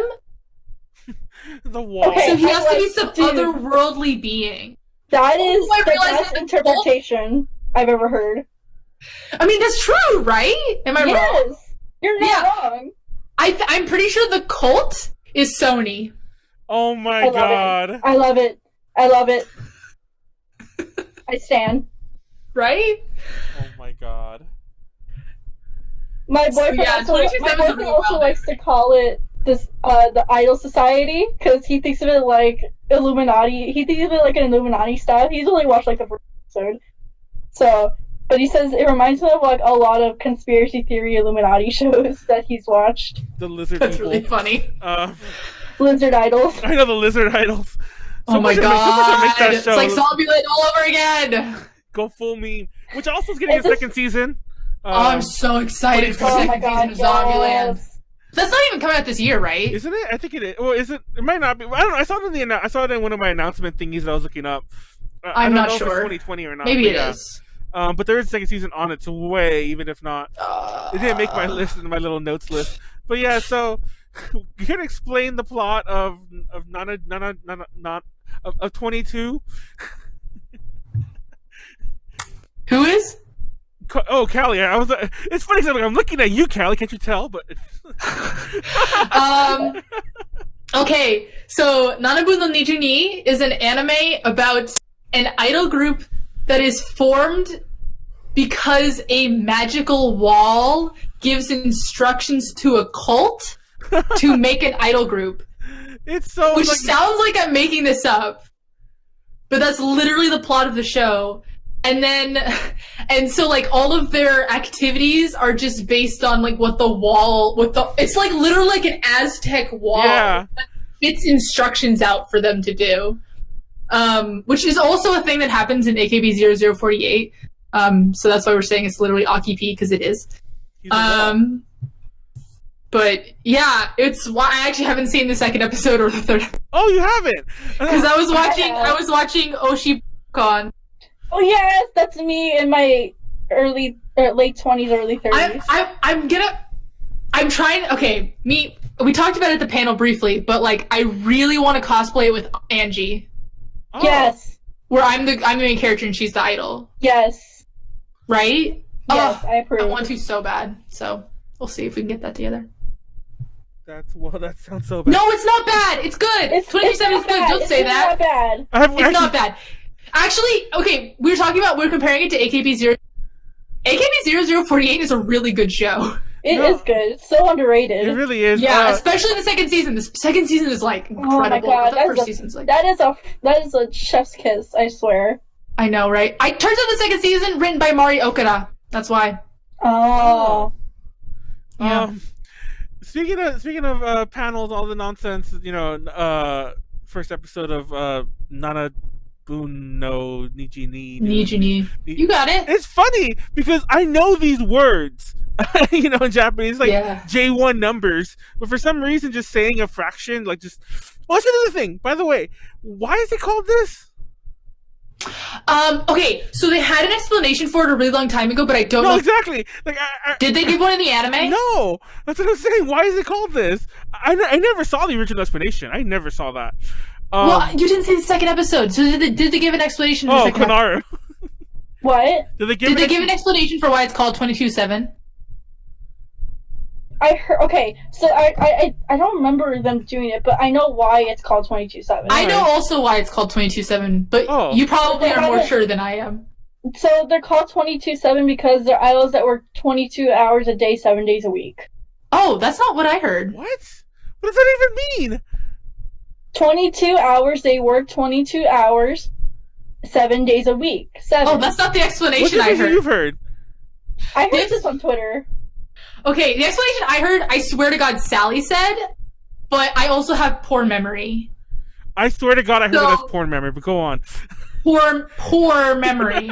So what I remember her saying is that it's called 22/7, and it sounded like she wasn't even sure at the time. It's called 22/7 because 22/7 is an approximation for pi, and the fraction 22/7. Oh my God! It kind of is. Wait, what? Manuel cut you off. No, sorry. Go ahead and repeat it. It's like a math thing. So like 22/7 is an approximate pi. So and like the 22/7, the fraction goes on forever. So like they'll go on forever. I love that. That's so wholesome. I've never. Okay, to be fair, this is the first time I've heard of either explanation, and I even asked my friend. First of all, the PR release we got didn't say it at all, and I asked them just out of curiosity because we were shooting the shit about we weren't even talking about the anime, we were just shooting the shit about other stuff, and I was like, by the way, why is it even? And we started talking about the name, how stupid it is, and I'm like, why is it even called that? They're like, I don't even know. It's like no one knows. So yeah, that's the big thing. No one really seems to know, but they gave the wall knows. They gave it the stupidest name ever. But nobody seems to know why. Honestly, the pie one seems legit. So does the 22/7. They both. The pie one I like. It sounds a little like not accurate, but I like that one more. Well, at the time when they were coming up with the anime, when the explanation was given, I think it was more of like a Love Live thing where they like made the group themselves. So like I think they were in like math class. Yeah. Oh. And they like heard that and they're like, oh, that's a cute concept. So yeah, so you take a really weird concept of pie. Honestly, just call it pie. Yeah, but then it's too much like Muse. I don't know. But now we have all this nonsense where it's like nobody knows how to say it. Yeah. Because my point to bringing it up is like even in English, 22/7, as a fraction or whatever the fuck, it makes so little sense. Even like it sounds better in Japanese because it's all the ends. Yeah. Nanabun no Nijyuuni. Anyhow, you can't tell any. Oh, so going back, so on day 4, last day of ALA, Callie shows up to do no idol panel. So Callie shows up to attend our idol panels, and she's wearing like her little like backpack purse thingy, and taped or like tied to it or attached to it is a certain QR code.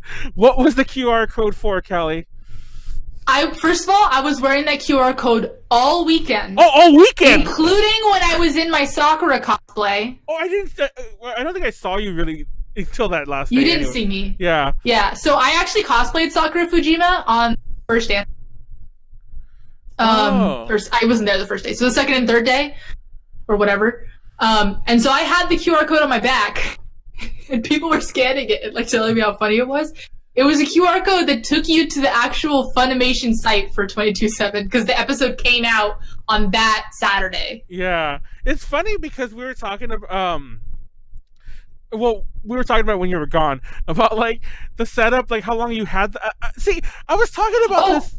Huh? Go ahead. So it's kind of all on Twitter, but like I didn't even decide to do the cosplay until like 2 weeks before. And then, like, about a week before, I was like, wouldn't it be funny if I had a QR code on my back? But I didn't do it. And because it's just, like, the concept is funny to me because it's, like, 22/7 is supposed to, like, transcend dimensions. So it seems like something that they would do. So I was at the convention. I got to the convention really late on Friday night. And I didn't have a badge, so I didn't have anything to do. So I was like, well, I have a lot of time. Let's just see if I can go get the front desk lady to print out this QR code for me. So just from scraps in our hotel room, that's what I put together. I went downstairs of the hotel and I got it printed out and I taped it onto like a piece of cardboard from Ollie's shorts.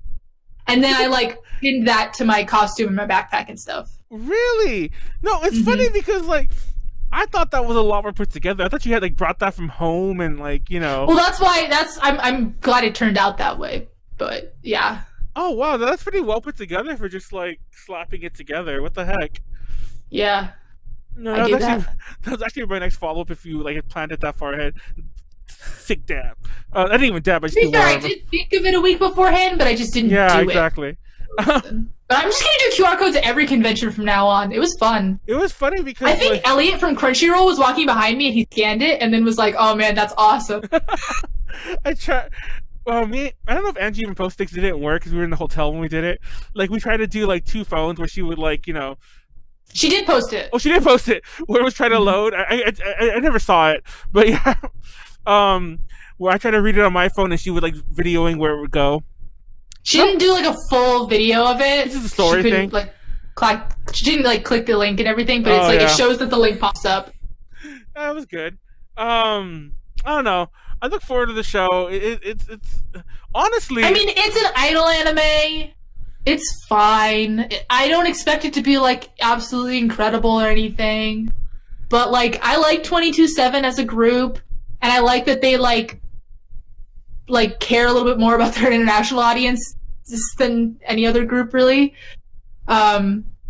So, and I like the content they produce. Although they don't let people sub their VTuber stuff, which is annoying.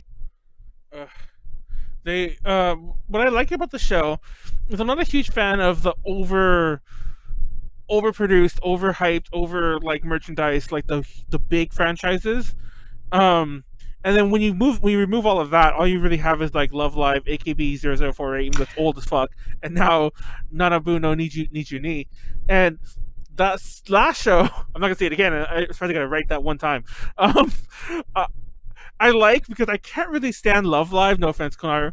I love Love Live songs. I can't stand the show, but so I'm looking forward to it. It's probably the only idol anime I look forward to watching this entire year. What's that? Okay, like low key, this might sound creepy. I don't care. I actually have been working on a 3D sculpt of Sally and Maki. Whoa! Wait! Hold on, I want to see. I'm not on the thing.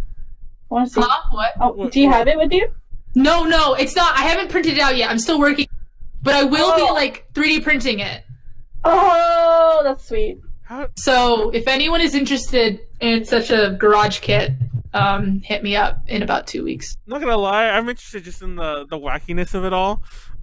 Yeah, I'm on the 22/7 Discord, so that's where I'll be posting about it when it's ready. I don't even. Somebody sent me a really. I want to make a soccer one to go with it, and I feel like it'll be less creepy that way. But it's mostly just like a dry run to see if I'm able to do garage kits. So that's what I want to do. So I don't know. That's fun. Sorry, I got distracted by something else. But yeah, I look forward to the show. That's crazy doing a 3D print. I would love to do it. Then I could paint it and then ruin the whole thing. It'd be great. I'd love it. I look forward to this. I've ever ruined so many expensive kits through the painting process. That's not even funny. I've never had a garage kit. I've always really wanted. Oh really? I've had I should say several, but I've had like 5. Because the problem is most of them are always like Gundam and stuff, and I do not care. Yeah. I just want anime figures, which are a lot harder to find in the West. I had a cutie honey. I had like. Oh, I actually did have a cutie honey one that was like not a real garage kit. It was like a fake garage kit. A fake garage kit. That just sounds... Yeah, I mean it wasn't a garage kit. It was just a figure that was like translucent. Yeah. But yeah, I've had a few others that all the names escape me right now, but they were interesting. I don't know. Well, everyone hit her up. Follow Callie and follow when that garage kit is up for distribution, if you will. Yeah, distribution. So let's move on to the next big topic of the other half of the big topic of the night: upcoming video games. Now, yes. Hold on, upcoming. New and upcoming. I can't spell. I'm sorry, guys. I literally only care about Animal Crossing. I honestly don't even know what other. Honestly, I don't either. I'm actually gonna like real fast rapid fire. There's Cyberpunk. Oh, honestly, I don't give a rat's ass about that game. I actually put that in my notes. The only reason I care, the only reason I even know about it is because Keanu Reeves. He's in all the memes. Yeah. Well, it got pushed, so it's not even in 2020 anymore. I know. I don't think. It's the end of the year. We know to push it again. Real fast. Doom is getting the sequel this year, which will probably get delayed too. On the same day as Animal Crossing. Yeah, the only reason I care about the only thing I have to say about Doom is the original Doom. Well, the original remake of Doom 2016, what year that was. The original Doom remake. To me, that game epitomizes like the 4K culture, the true 4K culture. And like that game will always be soured to me because of that. That's the game that everyone's like, this isn't running true 4K, man. This is 4K upscaled. It doesn't count. It's not 64 FPS. I hate that bullshit.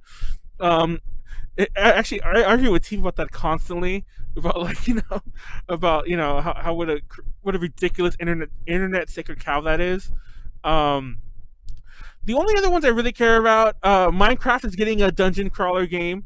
And it's only because I want... Yes, it's called Minecraft Dungeons. What does that mean? Wait, what does that mean? It's getting like a Diablo-esque, like, dungeon crawler game. I can only assume that it also involves crafting, obviously, but it's just dungeons from what I gather. It's well, they made Minecraft story mode like Telltale Games. So it's like a different game. Yes, it's not. It's with not just the Minecraft aesthetic. Yes. Gotcha. They're making that. I went to the Minecraft museum in Seattle. Oh, really? There's a Minecraft museum. I didn't even know there was one either. Yes, there's a Minecraft exhibit in Seattle right now in the Modern Pop Art Museum, and it was awesome. They like recreated a bunch of stuff from Minecraft in like human scale, but they like the creepy part was that they like kept the textures of stuff. Like hair was made of fur fabric and stuff like that. Weird. But it was honestly so cool. Like they had they made a nether portal by like projecting onto beads. It was really, really cool. That was a lot of fun. They had a tree with a punching bag on. Oh, that's cool. Everyone's are you the big question is though, are you one of those players who leaves the top part of the trees and never cuts the rest of it down? I cut all the wood out, so the leaves eventually rot, but so you just leave it there? That's like well, no one's gonna sit there and get all the leaves. The leaves will just disappear on their own as long as you get. But still, it's like that's like I'm a pro Minecraft player. That's like most. My time is valuable. That's like most like server people's like big pet peeve. Like get some dirt, build a thing, get up there and get rid of the leaves. And I'm like, no. I thought for sure they were usually just talking about getting all the branches. No, because like the leaves do. Who are these people? Well, the leaves won't disappear right away. You're still gonna have like. They disappear pretty quickly. Within like 10 real world minutes, they'll be gone. Yeah, but still they're there. I don't know. But anyways, that's a big thing. TLDR, we actually are working on starting a Minecraft A to J server. Everyone has one, but we're gonna do one. I'll join it. Yeah, we're gonna do one. I love Minecraft. I was a Minecraft camp counselor. Oh my god. Oh, I knocked it over my mic. But yeah, like we've actually been talking about it for a while. We actually tell we have the server, but it's just like me and a friend running it. Like let's open this up for like A to J people. Well, you need to find everyone. You need to find a seed that has like infinite bees. Yeah, infinite bees. I haven't played since they added bees. I stopped playing right before they added bees. Oh my god, they added a bunch of stuff recent-ish. I know. Apparently, there's pandas in it. Yeah, there's a bunch of pandas at the exhibit. I was gonna say like they added pandas. There was like a little baby panda that you could get on top of at the exhibit. Very cute. Yeah, so like nobody kill my pets while I'm not online or anything. Don't do that, please. Don't be that person. You can like do some mod controls and stuff. And, yeah, of course. Just don't kill my pets. But that's always the first jerk thing that somebody does. Like in any like server, it's like go to your friend's house and kill their pets, sleep in their bed. Anyhow, that's the thing. Story of Seasons. Oh shit! What did I open? Oh yeah. Sorry. Which is just Harvest Moon, right? Yes, Story of Seasons. Friends of Mineral Town is getting a remake. By the way, that's Harvest Moon, Friends of Mineral Town, the Game Boy one. And I think that was another. I think that even the Game Boy one was a remake of something else. But anyways, that's getting a port to Switch. Now, the only reason I care about this, first of all, I love Harvest Moon, but I still feel like Stardew Valley is like the Harvest Moon game for like the rest of my life, as far as I'm concerned. But the only reason I care about this is because fucking Marvelous or like Marvelous, I think is the company that like does it now or whatever. The OG company, they've really dropped the ball because fucking Natsume with their bootleg Harvest Moon games have already like 3 games on Switch, and I'm like, guys, like they're killing your brand without you guys even like caring. Apparently, it's so annoying. And Final Fantasy VII Remake got delayed, and I hate it because it got delayed. And I'm probably gonna play it because on PS4 I'll play it when it's like $20. And there you go. But let's talk about Animal Crossing. Yes. Now, real fast, one of my favorite games of all time, and I'm sure nobody knows of it but me, is a game called Uncharted Waters: New Horizons. And it's a sequel to a game called Uncharted Waters. But basically, the whole point of it is an open world game where you're like either a pirate, an adventurer, or a trader, and you like sail the world, like discovering things and fighting things and whatever. One Piece. Yeah, it's a really cool game. It takes place during the Age of Exploration. There's like real historical references here and there. You could like sell the world, do whatever the fuck you want. You could play like within 20 game years. You don't have to play the story. And it's for the fucking Super Nintendo, Sega Genesis, and PC, so it's an old ass game. But I used to love that game when I was a kid, and I loved that. I'm sure nobody at Nintendo probably even remembers that game, but I'm sure that I love that the New Horizons subtitle is now attached to Animal Crossing. I feel like there's a lot of games with this subtitle New Horizons. Really? I don't know of any. Yes. It sounds like there would be. But Uncharted Waters makes sense because New Horizons like the horizon, the water. But now. Well, yeah. I almost said Minecraft. The new Animal Crossing is on an island, so. Speaking of which, they've released a lot of details, and I thought maybe I missed something in the new updates because I actually watched a bunch of them just to make sure. But no, there's a bunch of updates I still haven't really talked about. Like, okay. I'm a professional video game developer. I can tell you that when they did the E3 Treehouse, they were like surprisingly early in production. Like, I wasn't surprised in the least when they delayed it, because I could tell like, oh shit, like they have a lot of work to do. So I'm really glad they delayed it. Because we need that Animal Crossing goodness, and I hope it does end up being the game that we hope it will be, and it doesn't, flop or have a lot of content missing or something like that. But low key, I think it might be kind of pared down, and then they'll patch a lot of stuff in later. To be fair, just as far as like the amount of crap, because Animal Crossing is about hoarding. Yeah. So So I have a feeling that they're just gonna have a lot less stuff. I actually wouldn't even be surprised if Animal Crossing had like a DLC pass-esque, like, we're gonna be having all these DLC items and shit. Well, the thing is, but you can trade stuff with people, so maybe not. Even New Leaf, if you ever played Day One, because people play New Leaf now, it's way different than really? Day One New Leaf. You couldn't. God, there's so many things I can't remember what you couldn't do anymore. Like someone has to look it up. But TLDR, like, honestly, they added a ton of new content with Welcome Amiibo. That's what they called it. Now it's called Animal Crossing New Leaf Welcome Amiibo. And it wasn't just with the Amiibos. They added the campsite. They added like hundreds of new items, like Amiibo only items. They added obviously the Amiibo support, like the cards. They added new villagers. Trying to remember, the genie, which also I guess is Amiibo supported. A ton of other like random ass content you wouldn't have thought. I didn't know about this. That you would have thought was in the original game, but it wasn't. It was all added through a free update, mind you, through a free update later on. Oh, and then when the Happy Home thing came out, they added the option to change your furniture without having to touch it. Because no one ever, and it also added the extra storage on the bottom screen. Because before that, believe it or not, that like hundreds of pages of extra storage, you couldn't get that in the OG New Leaf. And you couldn't just move your furniture. I actually don't know what you're talking about with hundreds of pages of storage. I just remember having my inventory and that's it. Yeah, like a lot. Yeah, like now you can have like a hidden storage room. It's like the bottom screen, you touch it and like it slides up. But and also like now if you play Animal Crossing New Leaf, you can move the things on a grid like your furniture. But in the original game, you had to go old school and just like turn it and push it. Well, yeah. If you ever play, I went to go play the GameCube one about a year ago. And have you ever played that recently? Have you ever played it? Not recently, that's for sure. I didn't really ever play it that much. I played it a little bit. It's funny because you talk about... By far the one I played the most of any Animal Crossing game was DS. Oh yeah, Wild World. That was the DS one. Yeah. I have Max House. I have so many Kleenex boxes from the Boondocks. That's the one where you can shoot down Pete, or what's his name? Pete, the male guy. That's the DS one. Yeah. Oh no! That's Wild World. That's the DS one because the screens are separated. No, in the DS one, you can shoot down Pete. Shoot him down. He's pretty rare because mostly it's usually just the balloon. Yeah. But what was I gonna get here? I don't know. I don't know. Something about the GameCube version. I remember. The GameCube version. So on that one, if you went to like your inventory, like not your inventory, if you wanted to store something outside the inventory, everything was in text and it didn't have little things. It was so annoying. And your chest, your wardrobe could only hold like a few things.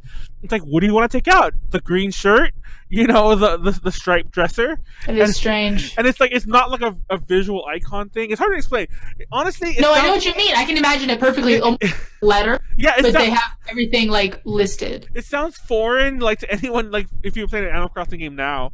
And also the OG one lets you have 15 villagers, which is the most.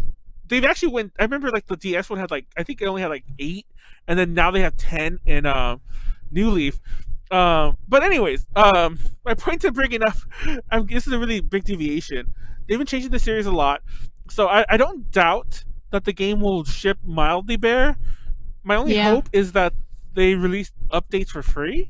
They did that for other games. Yeah, I don't. Well, that's the thing. So I believe they definitely would, but they've kind of already sullied their brand in that respect with Pocket Camp. Oh no! And thank you for bringing up Pocket Camp. Now, my problem with the new Horizons game. Why do you have problems with everything? No. Okay. First of all, who here likes Pocket Camp? Oh, I mean, I don't play it anymore, but I liked it. Do you like Pocket Camp, Konaru? I used to play it, but I'm not gonna lie.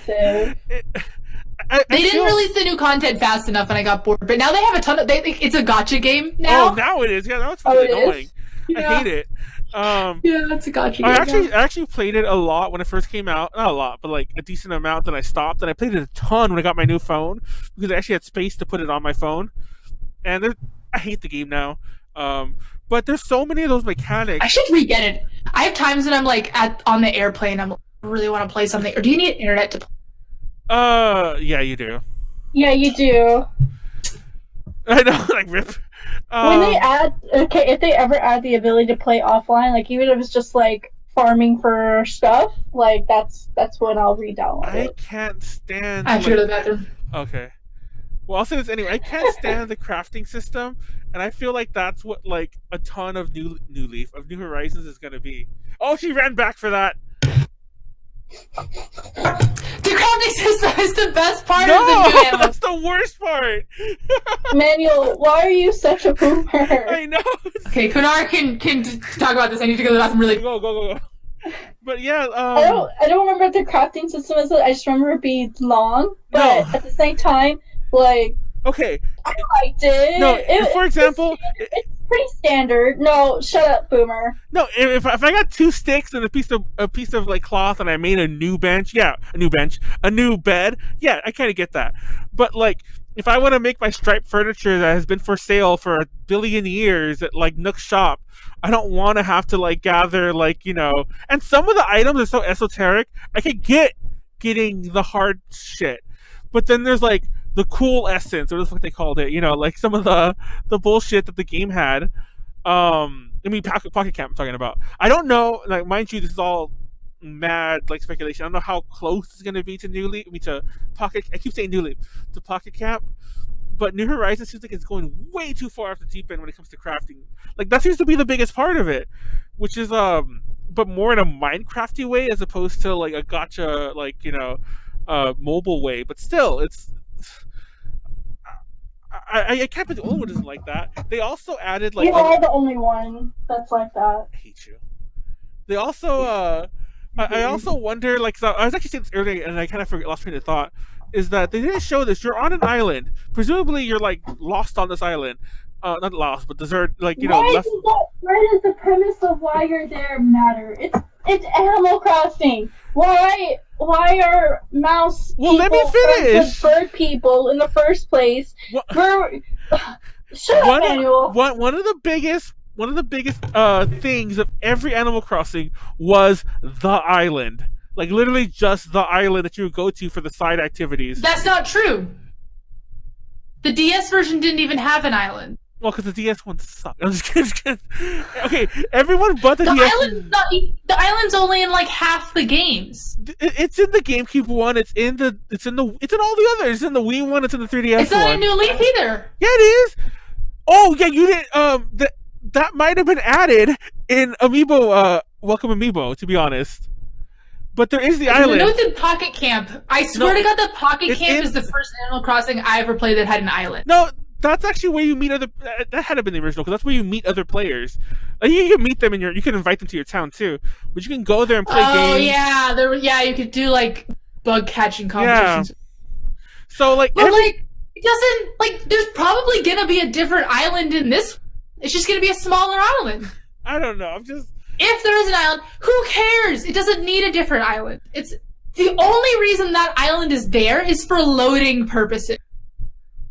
Okay, Miss Game Designer over here. I'm just saying, there's no other reason. The crafting system is a terrible idea. The crafting system is a good idea because it adds an element that puts it on par with all its competitors, like Valley, Harvest Moon, Minecraft. All of those are competitors to Animal Crossing. They have the same exact target audience. You have to put something in there that's not going to make it exactly like all the other Animal Crossing games. I honestly think that the crafting in the new will be 100% unnecessary. I think that you could easily. That's what I'm hoping it is. Well, and that kind of annoys me a little bit, but like I'm almost certain that like it'll be like just like really dumb stuff. I'm pretty sure. I mean, like, cause like I heard you say like you're gonna be able to buy this stuff too. It's just like sometimes it's really hard to get stuff. You know, it will take forever to come up at Nook Shop or whatever. So you just craft it. Oh my god. And I mean, you know, in a kind of a way, Animal Crossing that because like you had to like bury a shovel to like get a golden shovel and like stuff like that, like tricky little stuff like that in a way. I don't know. Also, maybe I'm just complaining too much for the sake of complaining, but I think you are complaining for the sake of complaining. Like, I just don't. The more I think you don't like change boomer. Actually, I was about to say that, and I cut myself off because I'm like, I don't want to be called a boomer. My notes. I don't know where I put it, but my notes actually do say I don't like change. I forgot where I put it, but yeah. Anyways, I'm not. The more I think about the island setting, I don't really like. I wonder how it's going to fit into other things, like the seasons. Like, sure, the seasons can still. It's not a real place. It's a game, but I can't imagine a random tropical island that it looks like will be getting Christmas with snow, and and so on. Of course, it will. I mean, it will, but it's going to make no sense. And it's going to be like, what the fuck? And speaking of which, you can plant different kind of trees, and like I don't know. The whole concept just throws me as like, I don't know. Maybe I'm just being stupid. And I think you're being stupid. I mean, functionally, it's exactly the same as all the other games. But in fact, it kind of makes more sense, like in an immersion way, because in all the other ones you leave the town and it's kind of isolating. My other big gripe is My other big thing is I wonder if they haven't actually fully announced. I think they did mention something briefly about Amiibos. Was I wonder if there's going to be Amiibo support for the past Amiibo things. Now, are there Amiibos? Is there Amiibo support for the Switch? Am I crazy? There is, because you can still do all the Smash Amiibos like you always could. Can? Yeah, you can still import the characters and train them. Under the right analog, under the right Joy-Con is an Amiibo. Really? RFID, whatever you call it. RFID. Yeah. You can actually. Well, they did a good job of promoting that. Exactly. Wow. It's really hidden in the menus too. Like you can still erase your. They still release new Amiibos.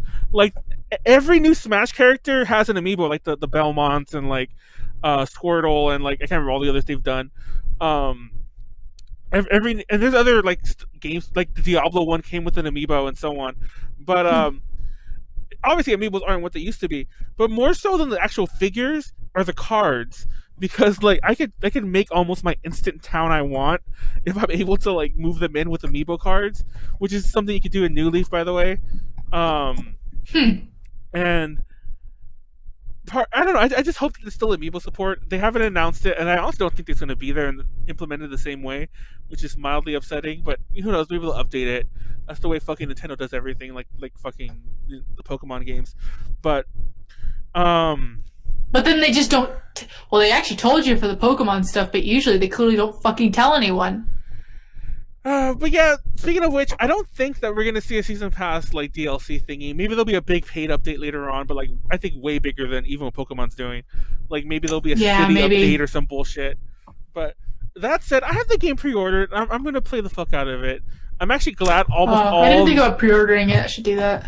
I pre-ordered it on Amazon like a dumbass, only because not even because I want it on Prime, but I've been collecting like the dollars they give you for like not shipping things Prime to like buy like books and like shit like that, and to rent movies. So even though I have Prime, I never ship things Prime. What? I was to say, I don't know why I just saw this right now, but I don't know. Keep going with your thought. Are you like high? That was such a high thing, like, dude. No, I was just thinking about the sky. No, I'm also focusing right now, but I want to talk about something soon. Okay. Well, I think we're about to wrap up New Horizons, because like I think my gripes are okay because now we need to talk about Pokemon Mystery Dungeon DX. Okay, Pokemon Mystery Dungeon DX. Have I told you I've never played a single one of those games? Even though I own almost all of them. The concept of becoming these are the Pokemon. This is the Pokemon series where you become a Pokemon. Right? You become a Pokemon. That's always made me very uncomfortable. But not only do you become a Pokemon, but it also becomes what do you call those? A roguelike. It becomes a roguelike dungeon crawler. It's not. That's what it is. I'm not a huge fan of roguelikes. There's this game I'm playing. They're not big fans of you either. Damn, this is a game I'm playing on the Switch. It's called Omega Labyrinth, and I tell if you don't know what Omega Labyrinth is, do yourself a favor and go on YouTube and look up a gameplay version of it. It's basically a game that's all about boobs and like anime boobs, and like there's some very suggestive scenes about like what they do, and I can't believe this is on a Nintendo console uncensored. They censored the fuck out of it in for the PS4, but which is a story for another day, actually, about the Nintendo being really open about censorship these days. But that's the even though I kind of want to play that game because it's fun, it's quirky, it's stupid. There's big anime boobs everywhere, but I can't stand roguelikes. I just can't stand that system. You know what a roguelike? Of course, you know what a roguelike is. Fun fact: when I was really young, I used to have a really bad, really cheap ass computer when I was in like junior high or whatever, and I used to like troll on like certain abandonware sites, and I download like a bunch of like games that would actually play on my computer, and I used to download a lot of roguelikes. That was actually the genre roguelikes, and I remember I used to tell people like, oh, I'm a big fan of roguelikes. I don't know why. I must have grew out of it at some point, by the way, but and I remember nobody knew what the fuck that genre was called, was like meant, and I like how it's become like really accepted these days. It went from a PC thing. I blame Pokemon Mystery Dungeon. Huh? You hate it?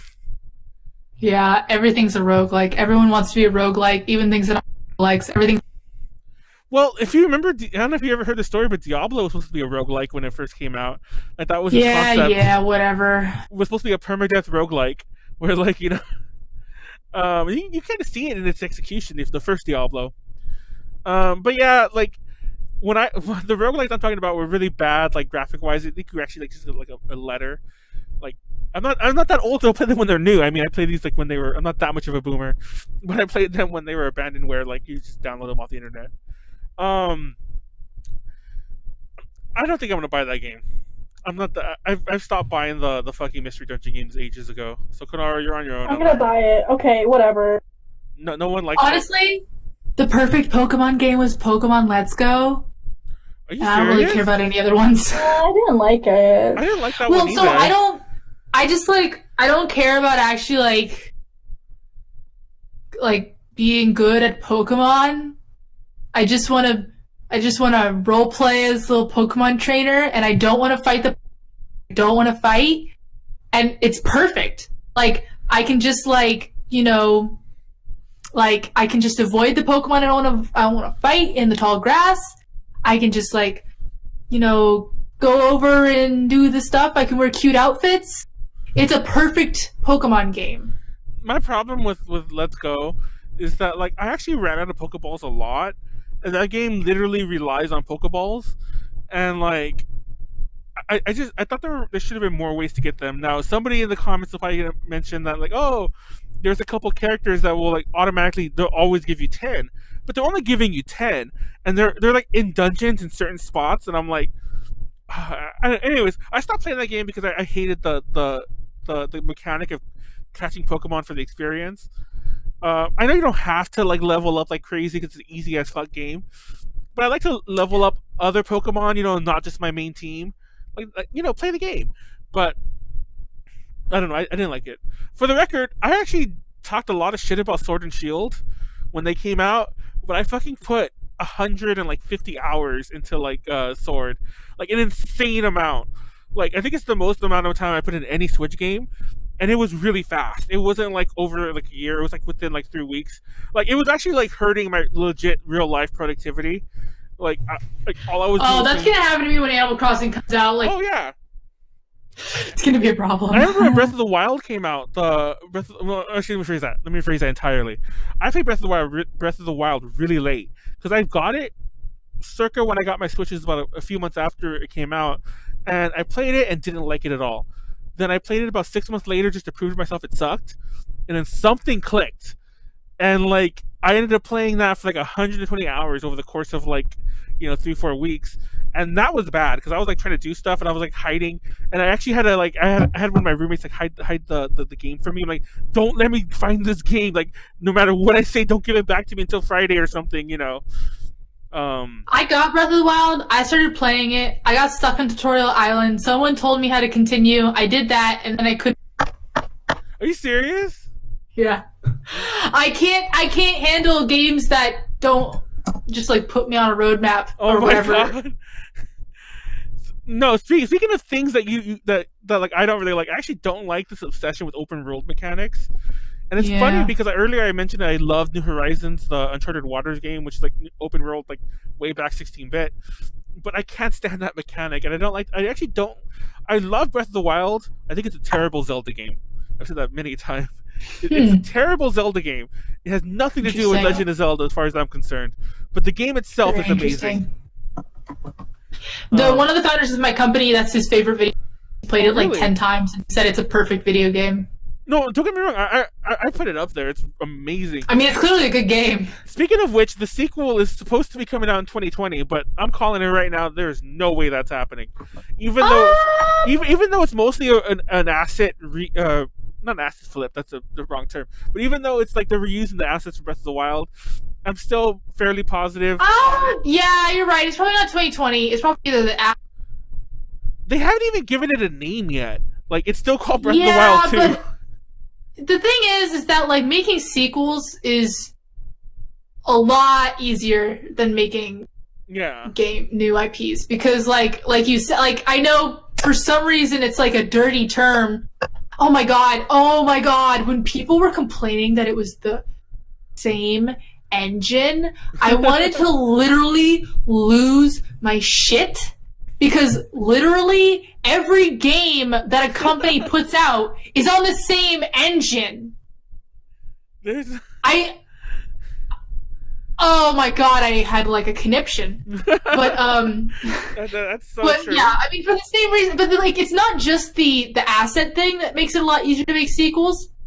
It's also that like everything's set up for you both within the game, like the characters, like just the actual story and meat and potatoes of the game, but also the staff. You already have the staff.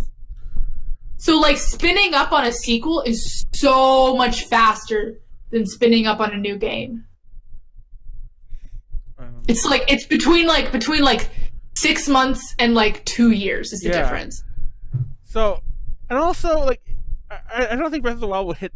Obviously, if it came out at all, it would come out for the winter Christmas season. But I'd be surprised if it actually does. I would too, but Nintendo would keep it a secret, though. They would, and Nintendo has announced the game, and it's like, oh, by the way, this is coming out in 3 months, so that's not exactly unheard of for them. But I just don't see them doing that with Zelda. I don't know. Maybe I'll be wrong. I don't know. They would do it. They would do it. Fucking Konaru and her fucking Pokemon dungeon. A game I used to really love, speaking of Pokemon, was Pokemon Conquest, which is like Nobunaga's Ambition. Oh my god, I remember that. Yeah, it was for the DS. It was like Nobunaga's Ambition, but it was like with Pokemon interspersed. and like I don't remember. And basically, everyone had a Pokemon like attached to them, and it was literally just Nobunaga's Ambition, but with like a Pokemon overhaul in terms of like integration and like whatnot. I had a game so I had two very strange Pokemon games. One of them was for the GameCube. It was called Pokemon Coliseum. Oh yeah. Yes. And then I had another strange game, which was a Game Boy Pocket game that was literally the Pokemon TCG, but you play it on a Game Boy. Yeah. Oh yeah, that one too. Like original Game Boy. I have. So you're playing the Pokemon TCG on a Game Boy. I actually really like that game. I haven't played it in a while. Pokemon Coliseum? No. Well, I haven't played Pokemon Coliseum in a while either. But that trading card game, I have not played that since it came out. You had it too? I had it too. I think I have it somewhere. I had them both. I was bad at it or something. I don't know. I couldn't really play it very. I actually have very few memories of Coliseum. Is Coliseum the one that had the story where you were? No, that was Gale of Darkness. Coliseum has almost no story. The funny thing about Coliseum is that it has almost no assets. So like you're in a town, but the town has one building. Oh, that sounds about right for like because it's all in the middle of a desert. Yeah. So like you're looking around and you're like in this town that has one building and nothing around it in an entire desert. It was very isolating. I really didn't like it. Well, there's a lot of bad Pokemon games, but the trading card one I really liked, and I remember like beating it and like getting a lot of cards. I remember eventually cheating, getting like the stuff I couldn't get like through a Game Genie or whatever the fuck.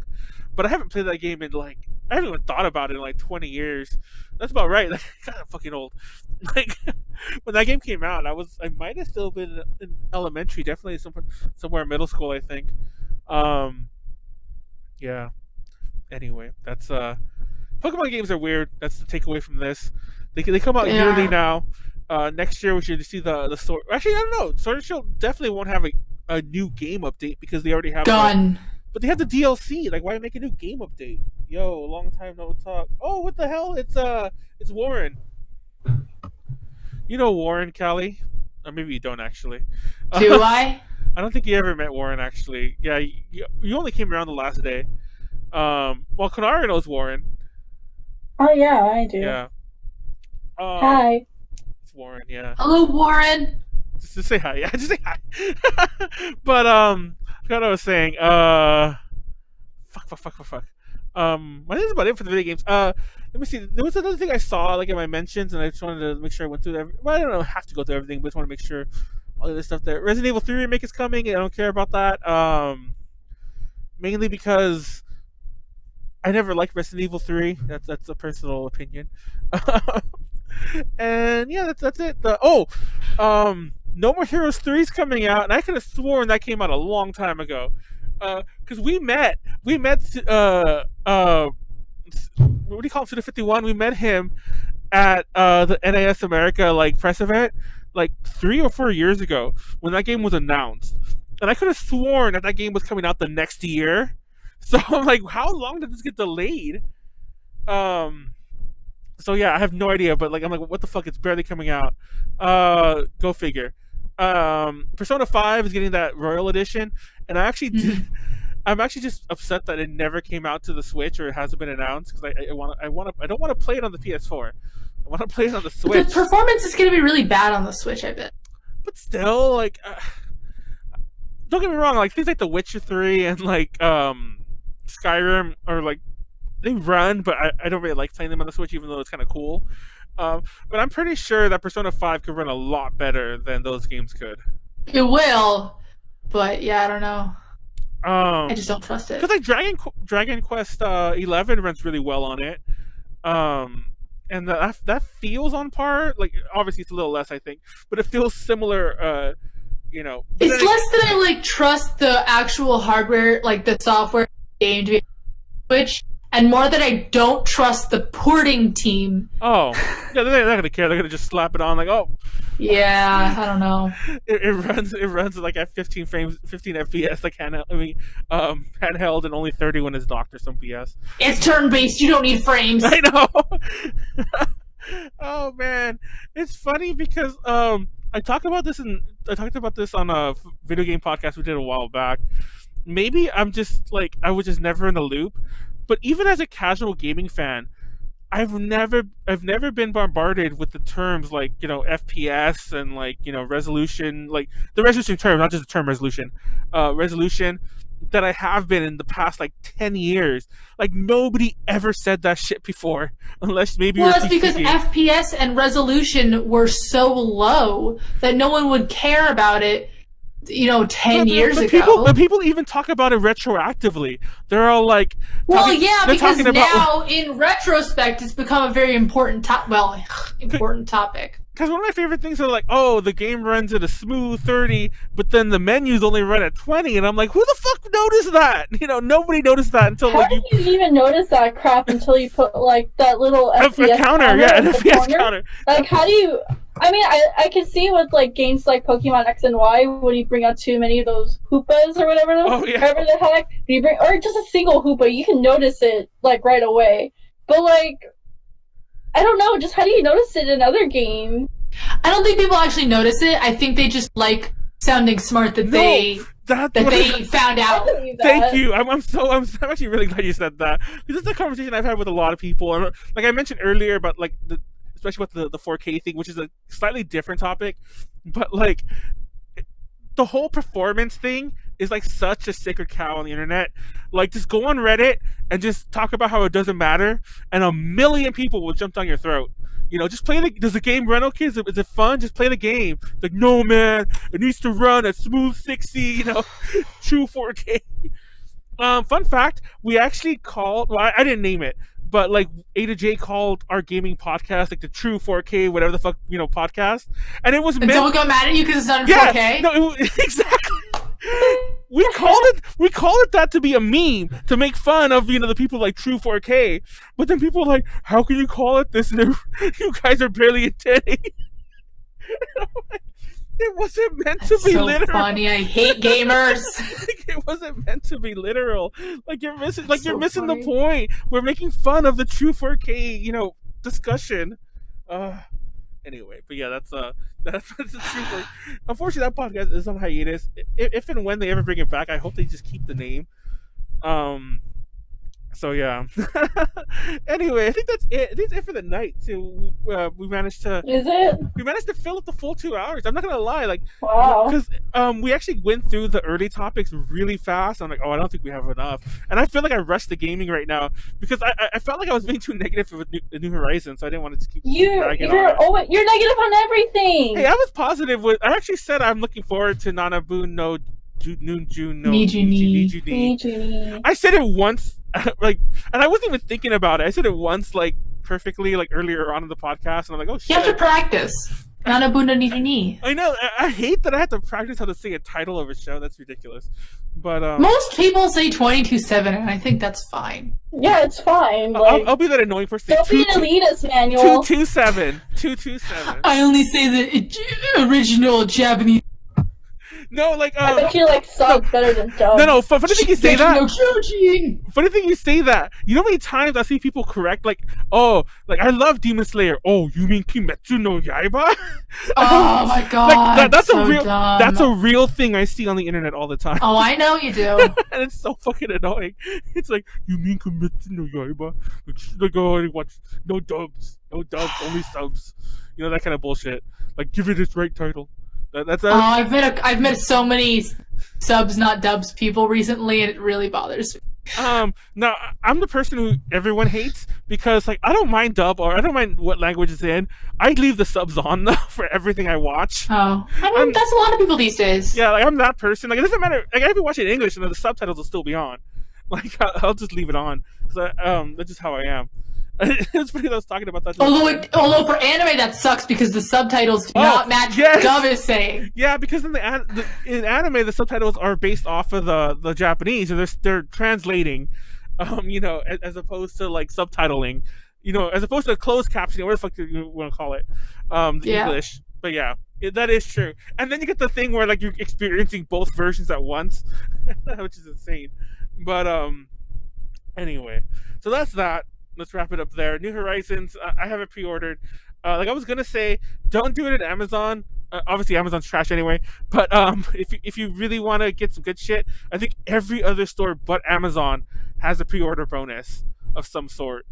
So, and I don't think they're digital. I think they're giving you something like, a keychain or something. So yeah, if you want free shit, go do that. I actually have. Where is it? Do I actually have it nearby? I bought the one thing I bought at ALA was this really cute Ruby charm. Ruby from Animal Crossing. From Animal Crossing. And it's funny because I actually wanted to. Oh, look! It finally focused. I wanted to go back and get one for Ren because I remember she liked Ruby, but I never. Actually, I did go back again, but then I forgot, so I never went back to get it. So she doesn't get one. Nobody tell Ren. But anyway, I should have worn my Animal Crossing shirt today. You have an Animal Crossing shirt? Yeah, someone got it from, or I think I bought it for myself at AX. I have some sort of like one of those T-villain type things. What is this? Oh, it's cute. It's very cute. Oh my god, that's my friend. The artist that made this. Oh, really? I love her. The artist is really good, and I wear this shirt when I'm sad. She has more, she's coming out with more Animal Crossing merch. Oh my god! Ooh, give me their link. Send me their links. Okay. I imagine you like I'm sad today. It's probably the shirt. This is my sad shirt. I wore this shirt because I'm sad today too. It says just. Oh my god! Not to make light of your sadness, but that amuses me. No, I know. Well, that's I also got this my anime convention. Yeah, you gotta laugh at the ridiculousness of these things sometimes. Oh my god! Fun fact. This is the last thing I'll talk about before we get into the last part of the topics. ALA, like, Manuel was a dumbass and partied way too hard that entire weekend. But like, wow, what else is new? I was so dehydrated the last day, and like my tongue was like swelling up like crazy. And like, what else is new? I was fine to talk. Like that's the thing. I was fine to talk to, like, if I'm talking to a person, I'm just like shooting the shit. It was hard for me to like read a thing and to assess, and have an actual conversation. So during the Idol 3D panel, I was legitimately choking. Like I was choking, like literally. And like every so often, I would look to Tiffany and Angie to pick up the slack and talk for me while I like not die. And then fucking Angie. Y'all all were dying during that panel. Or was it the 2D one? No, that's the 2D one. No, all of us were dying. No, 2D. My tongue wasn't swollen yet. I just could not really like get up. Every time I was talking, I was like leaning back or like I had my head down on the table. Even fucking what's her name? Rachel was like, "Are you okay?" And I'm like, "Yeah, I'm fine." Actually, was not okay, but I was very dehydrated. But show must go on. But it was just funny. So I was talking to Angie I was looking at Angie, like, giving her looks like talk, and she would just run and get me more water. And I'm like, thank you, but like now I have to awkwardly drink water and pause in front of everyone, for like the fifth time today. I don't know if we actually want to like wrap up, but we didn't actually talk about Oshi to Budokan or whatever. Oh, we did it. Let's talk my about god. it. So it's basically me when I'm in my oh my god 30s. Yeah, that's it. That's all you need to know. Thanks. That's all. Oshi to? No? Oshi. Budokan. Like the Oshi Budokan. Budokan. Oshi and Budokan? Yeah, whatever. I want my favorite pop idol to go to Budokan. That's it. Yeah, that's what the full title is. Oh.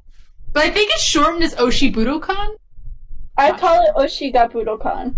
Yeah, okay. I'll put Oshi and I'll put an at symbol, like I'll be really stupid. There goes Oshi at Budokan. Okay. Okay, boomer. Sure. What is that even called? Does anyone know what that's called? I actually don't know what that thing has a name. With the at symbol? Yeah, does that have a name? I almost said ampersand, but that's can't remember the name. Yeah. I can't remember the name. Somebody Google that. Yeah, I remember the good old times when I was choking on stage. Fucking Isaiah's talking about me choking on stage. But yeah, Oshi to Budokan. It's really cute, but I was very confused in the newest episode because they literally had a discussion where the guy was like, "I'm in love with her," and the other two were like, "Can't relate." And in the next scene, they were like, she was literally like, "I'm in love with you," and I was like, "We literally just had to talk about this." And I was just very confused. And then, shoot, what else was I gonna say? I can't remember. Does she think that the main character is a boy? No, they're just really gay. Oh okay, this is it was one of those two things. But, well, I was wondering. You're a girl fan, and I was like, Eri Pio is a girl fan. I'm so confused. What the fuck? No, everyone is gay in that series. Like everyone. Okay, so that is the answer. Okay. Yeah, it's a Yuri manga. We all be gay sometimes, but it is a Yuri. That's manga. what I say. Like it's gonna be me. I'm gonna fall in love like an idol. I swear, I am. I know I am. I remember there was an anime. There was a manga that I think crossed our. I don't think it's come out yet, actually, in English, but maybe it has. Don't correct me. Don't cite me on that. But I got an email, like one of the PRs, press releases, about it got picked up by, I want to say Seven Seas or someone like that. So I remember seeing the cover at one point. That sounds right. Seven Seas gets so much LGBTQ manga. Dude, Seven Seas, when I was younger, Seven Seas is like the bootleg one that did like all the I used to always buy their stuff like at the dollar bookstore because it would always end up there. And I'm like, since when did they become legit? I was so surprised. Yeah, because they're doing LGBTQ stuff. Yeah. I remember even back then they did Kashimashi Monogatari, whatever, Girl Meets Girl, and that was also that was that long ago. No, that was like more than 5 years ago, I think. I might be wrong about the time frame, but that was also an anime. Kashimashi Monogatari, Girl Meets Girl, and then they've also done Venus versus Virus, which I don't think it is like a pure Yuri thing, but it has Yuri like undertones. Yeah, these fucking titles, I can't say them all, but there's a ton more. Like I love some of the titles. I'm actually like, I was trying to write a press release. I never actually wrote it because they send me so much crap. What is this one called? The Teacher. Oh, there's one, Buck Naked in another world. That's one of the name of one of the mangas, and the person who's Buck Naked is a guy though, and he has like this monster girl. But yeah, that's what they're going with. That's the English title for one of their mangas. Let me see. The gym teacher and the school nurse are dating, and this is a Yuri one, I believe. Yeah, it's a Yuri one. This is an upcoming one. I'm just reading some of the upcoming titles. Who says warriors can't be babes? I don't think that's anything. Anyway, I love their titles. I just love their titles. They seem to translate them directly and just don't give a fuck. But Oshi Budokan, I'm gonna watch that one. That one and Nanabun no Nijyuuni are the only ones that I like. All the idol anime this season, kind of. Except the boy idols, which apparently Emmanuel does not see it. Or Emmanuel. I keep calling you Emmanuel. I mean, a lot of people do. You could be like Molly and call me Manuel, even though I've corrected her. Like, it's Manuel. She's like, Manuel. I heard her say that, and I was like, I was doubly wrong. No, it's just Molly just does that. Okay. It's funny because I've gotten long since tired of correcting her, but I used to be like, Manuel. She's like, oh, okay, Manuel. But then she's like, Manuel, you know? And she always says Manuel is like the word manual. But like, that's the way I've always said it. That's the way I've always told people. I mean, it's your name. Yeah. But I can see why that's not the first thought in her. And not only that, but like my like Alexa and other things, they say Manuel too. You know, like when my name's in there, it's like, this is Manuel's device or whatever. Like, are you looking for Manuel's phone? And as far as I know, there's no way to change that. I could change my name, like have it call me something else. But yeah, I could probably spell out like Manuel, put an A, and it'll probably call me that. But then I'm spelling my name like an idiot. But gosh, I was gonna say something here and I forgot what it was. It reminds me of when we had Megan on, and not Megan actually, but Ren was getting mad at me because I kept saying Megan instead of Megan, which I've never heard anyone get on my case about before, or in anyone's case. But yeah, she's like, it's Megan, not Megan, and I'm like, yeah, I've never realized that that's a distinction that you can make. Like, who cares? They're like, I care. I'm like, oh god, okay, shut up, Megan. But anyway, on that note, wrap this up with whatever little updatey things. We'll get to your things in a second, but we have some interviews coming up. A to J connections, look at them. We definitely have an Aldius one on the way. We have another Acme one that's on the way. The Anjoumu one's still up. That's a really pertinent one now because Anjoumu is losing a lot of members this next coming months. And there's a few others that are in the works. Patreon.com/A2J Connections if you want some early nonsense. Also, support us for as little as $2. You get early access to a lot of things, Discord roles. Join our Discord. I want to revive it. It's kind of a little dead, but like I posted about the Joker JAV thing, and everyone like woke up for that, which I found hilarious. There's a Joker JAV parody, by the way. I should have worked that in. I don't know why I didn't. Next week. Anyway, we have a revamp coming. I have one of those Checky printers, which I wish I had years ago, because now I don't have to worry about the Checky tier anymore. So if you want Checkies, we're working on that. And yeah, shout out to Ed and Kenneth, our two biggest supporters right now. They're amazing. Patreon.com/JJConnections. If you can't support us, watch our shit. Like, comment, subscribe. Please hit that like button. If I made you laugh, hit the dislike. If Callie made you laugh, hit the like. 1 like equals 1 banning of Callie. But no. Anyway. And 1 dislike equals 1 calling Manuel a boomer. Yeah, that's kind of right. And what's upcoming with you, Konaru? Like I said, gonna post details about the ticket giveaways for Love Life Fest delayed viewing on Friday. So you can check either my Twitter, Instagram, or the specific Facebook event page I have going for it.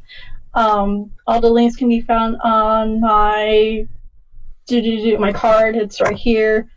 And you can also, well, I put it in the chat. Oh, I see it.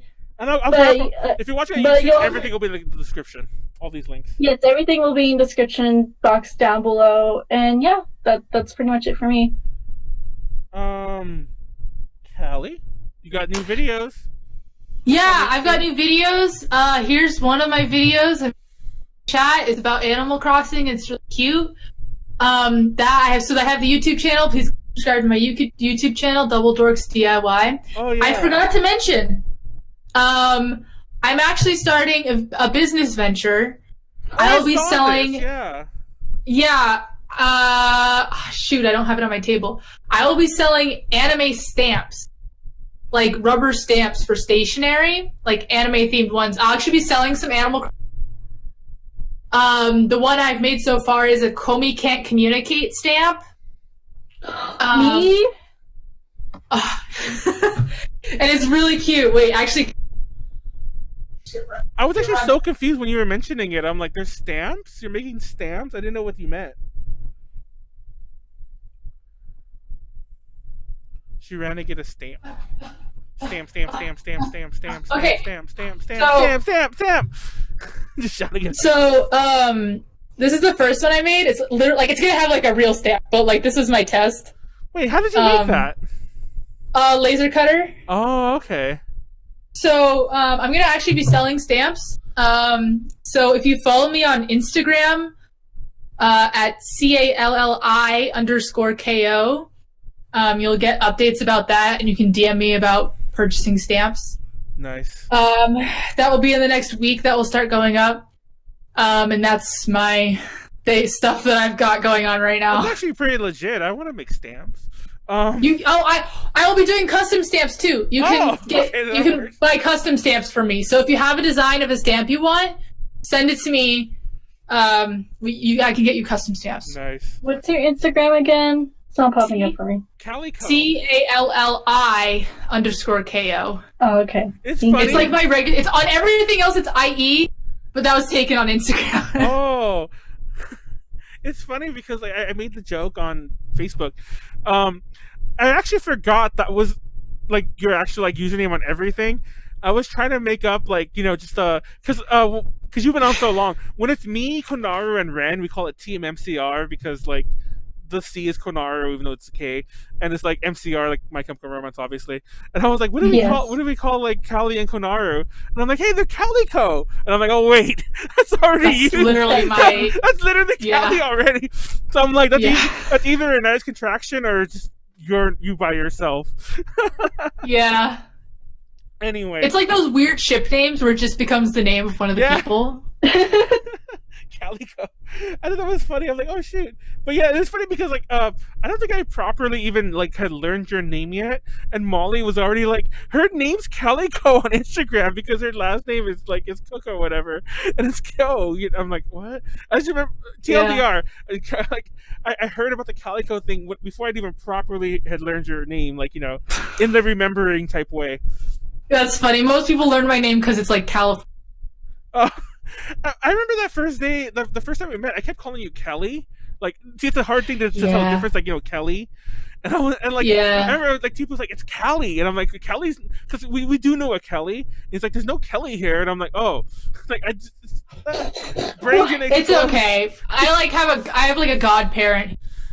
Kelly. See, it's even that's kind of the Megan thing where it's kind of hard even when you're trying to say one over the other once you get in your head. It's like Kelly versus Callie. See, even I'm confusing myself. Anyway, next episode of Ultra Podcast Z. Well, next two.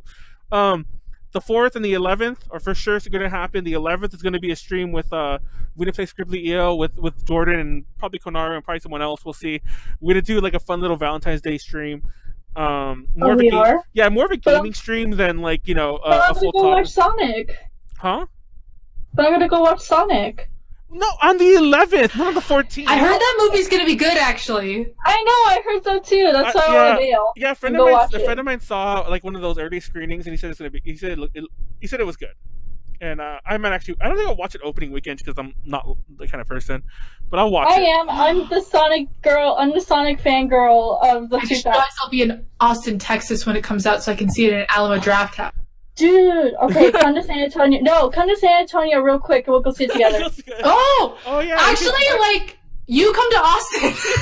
No, look at Callie. I can't drive. Like, you come to Austin. There's a train, I think. There is a train. No, there isn't. Not yet. I have no way to get to San Antonio. I have no way to get to Austin. The sad thing is they're not that far from each other. That's the. I know. They're really not.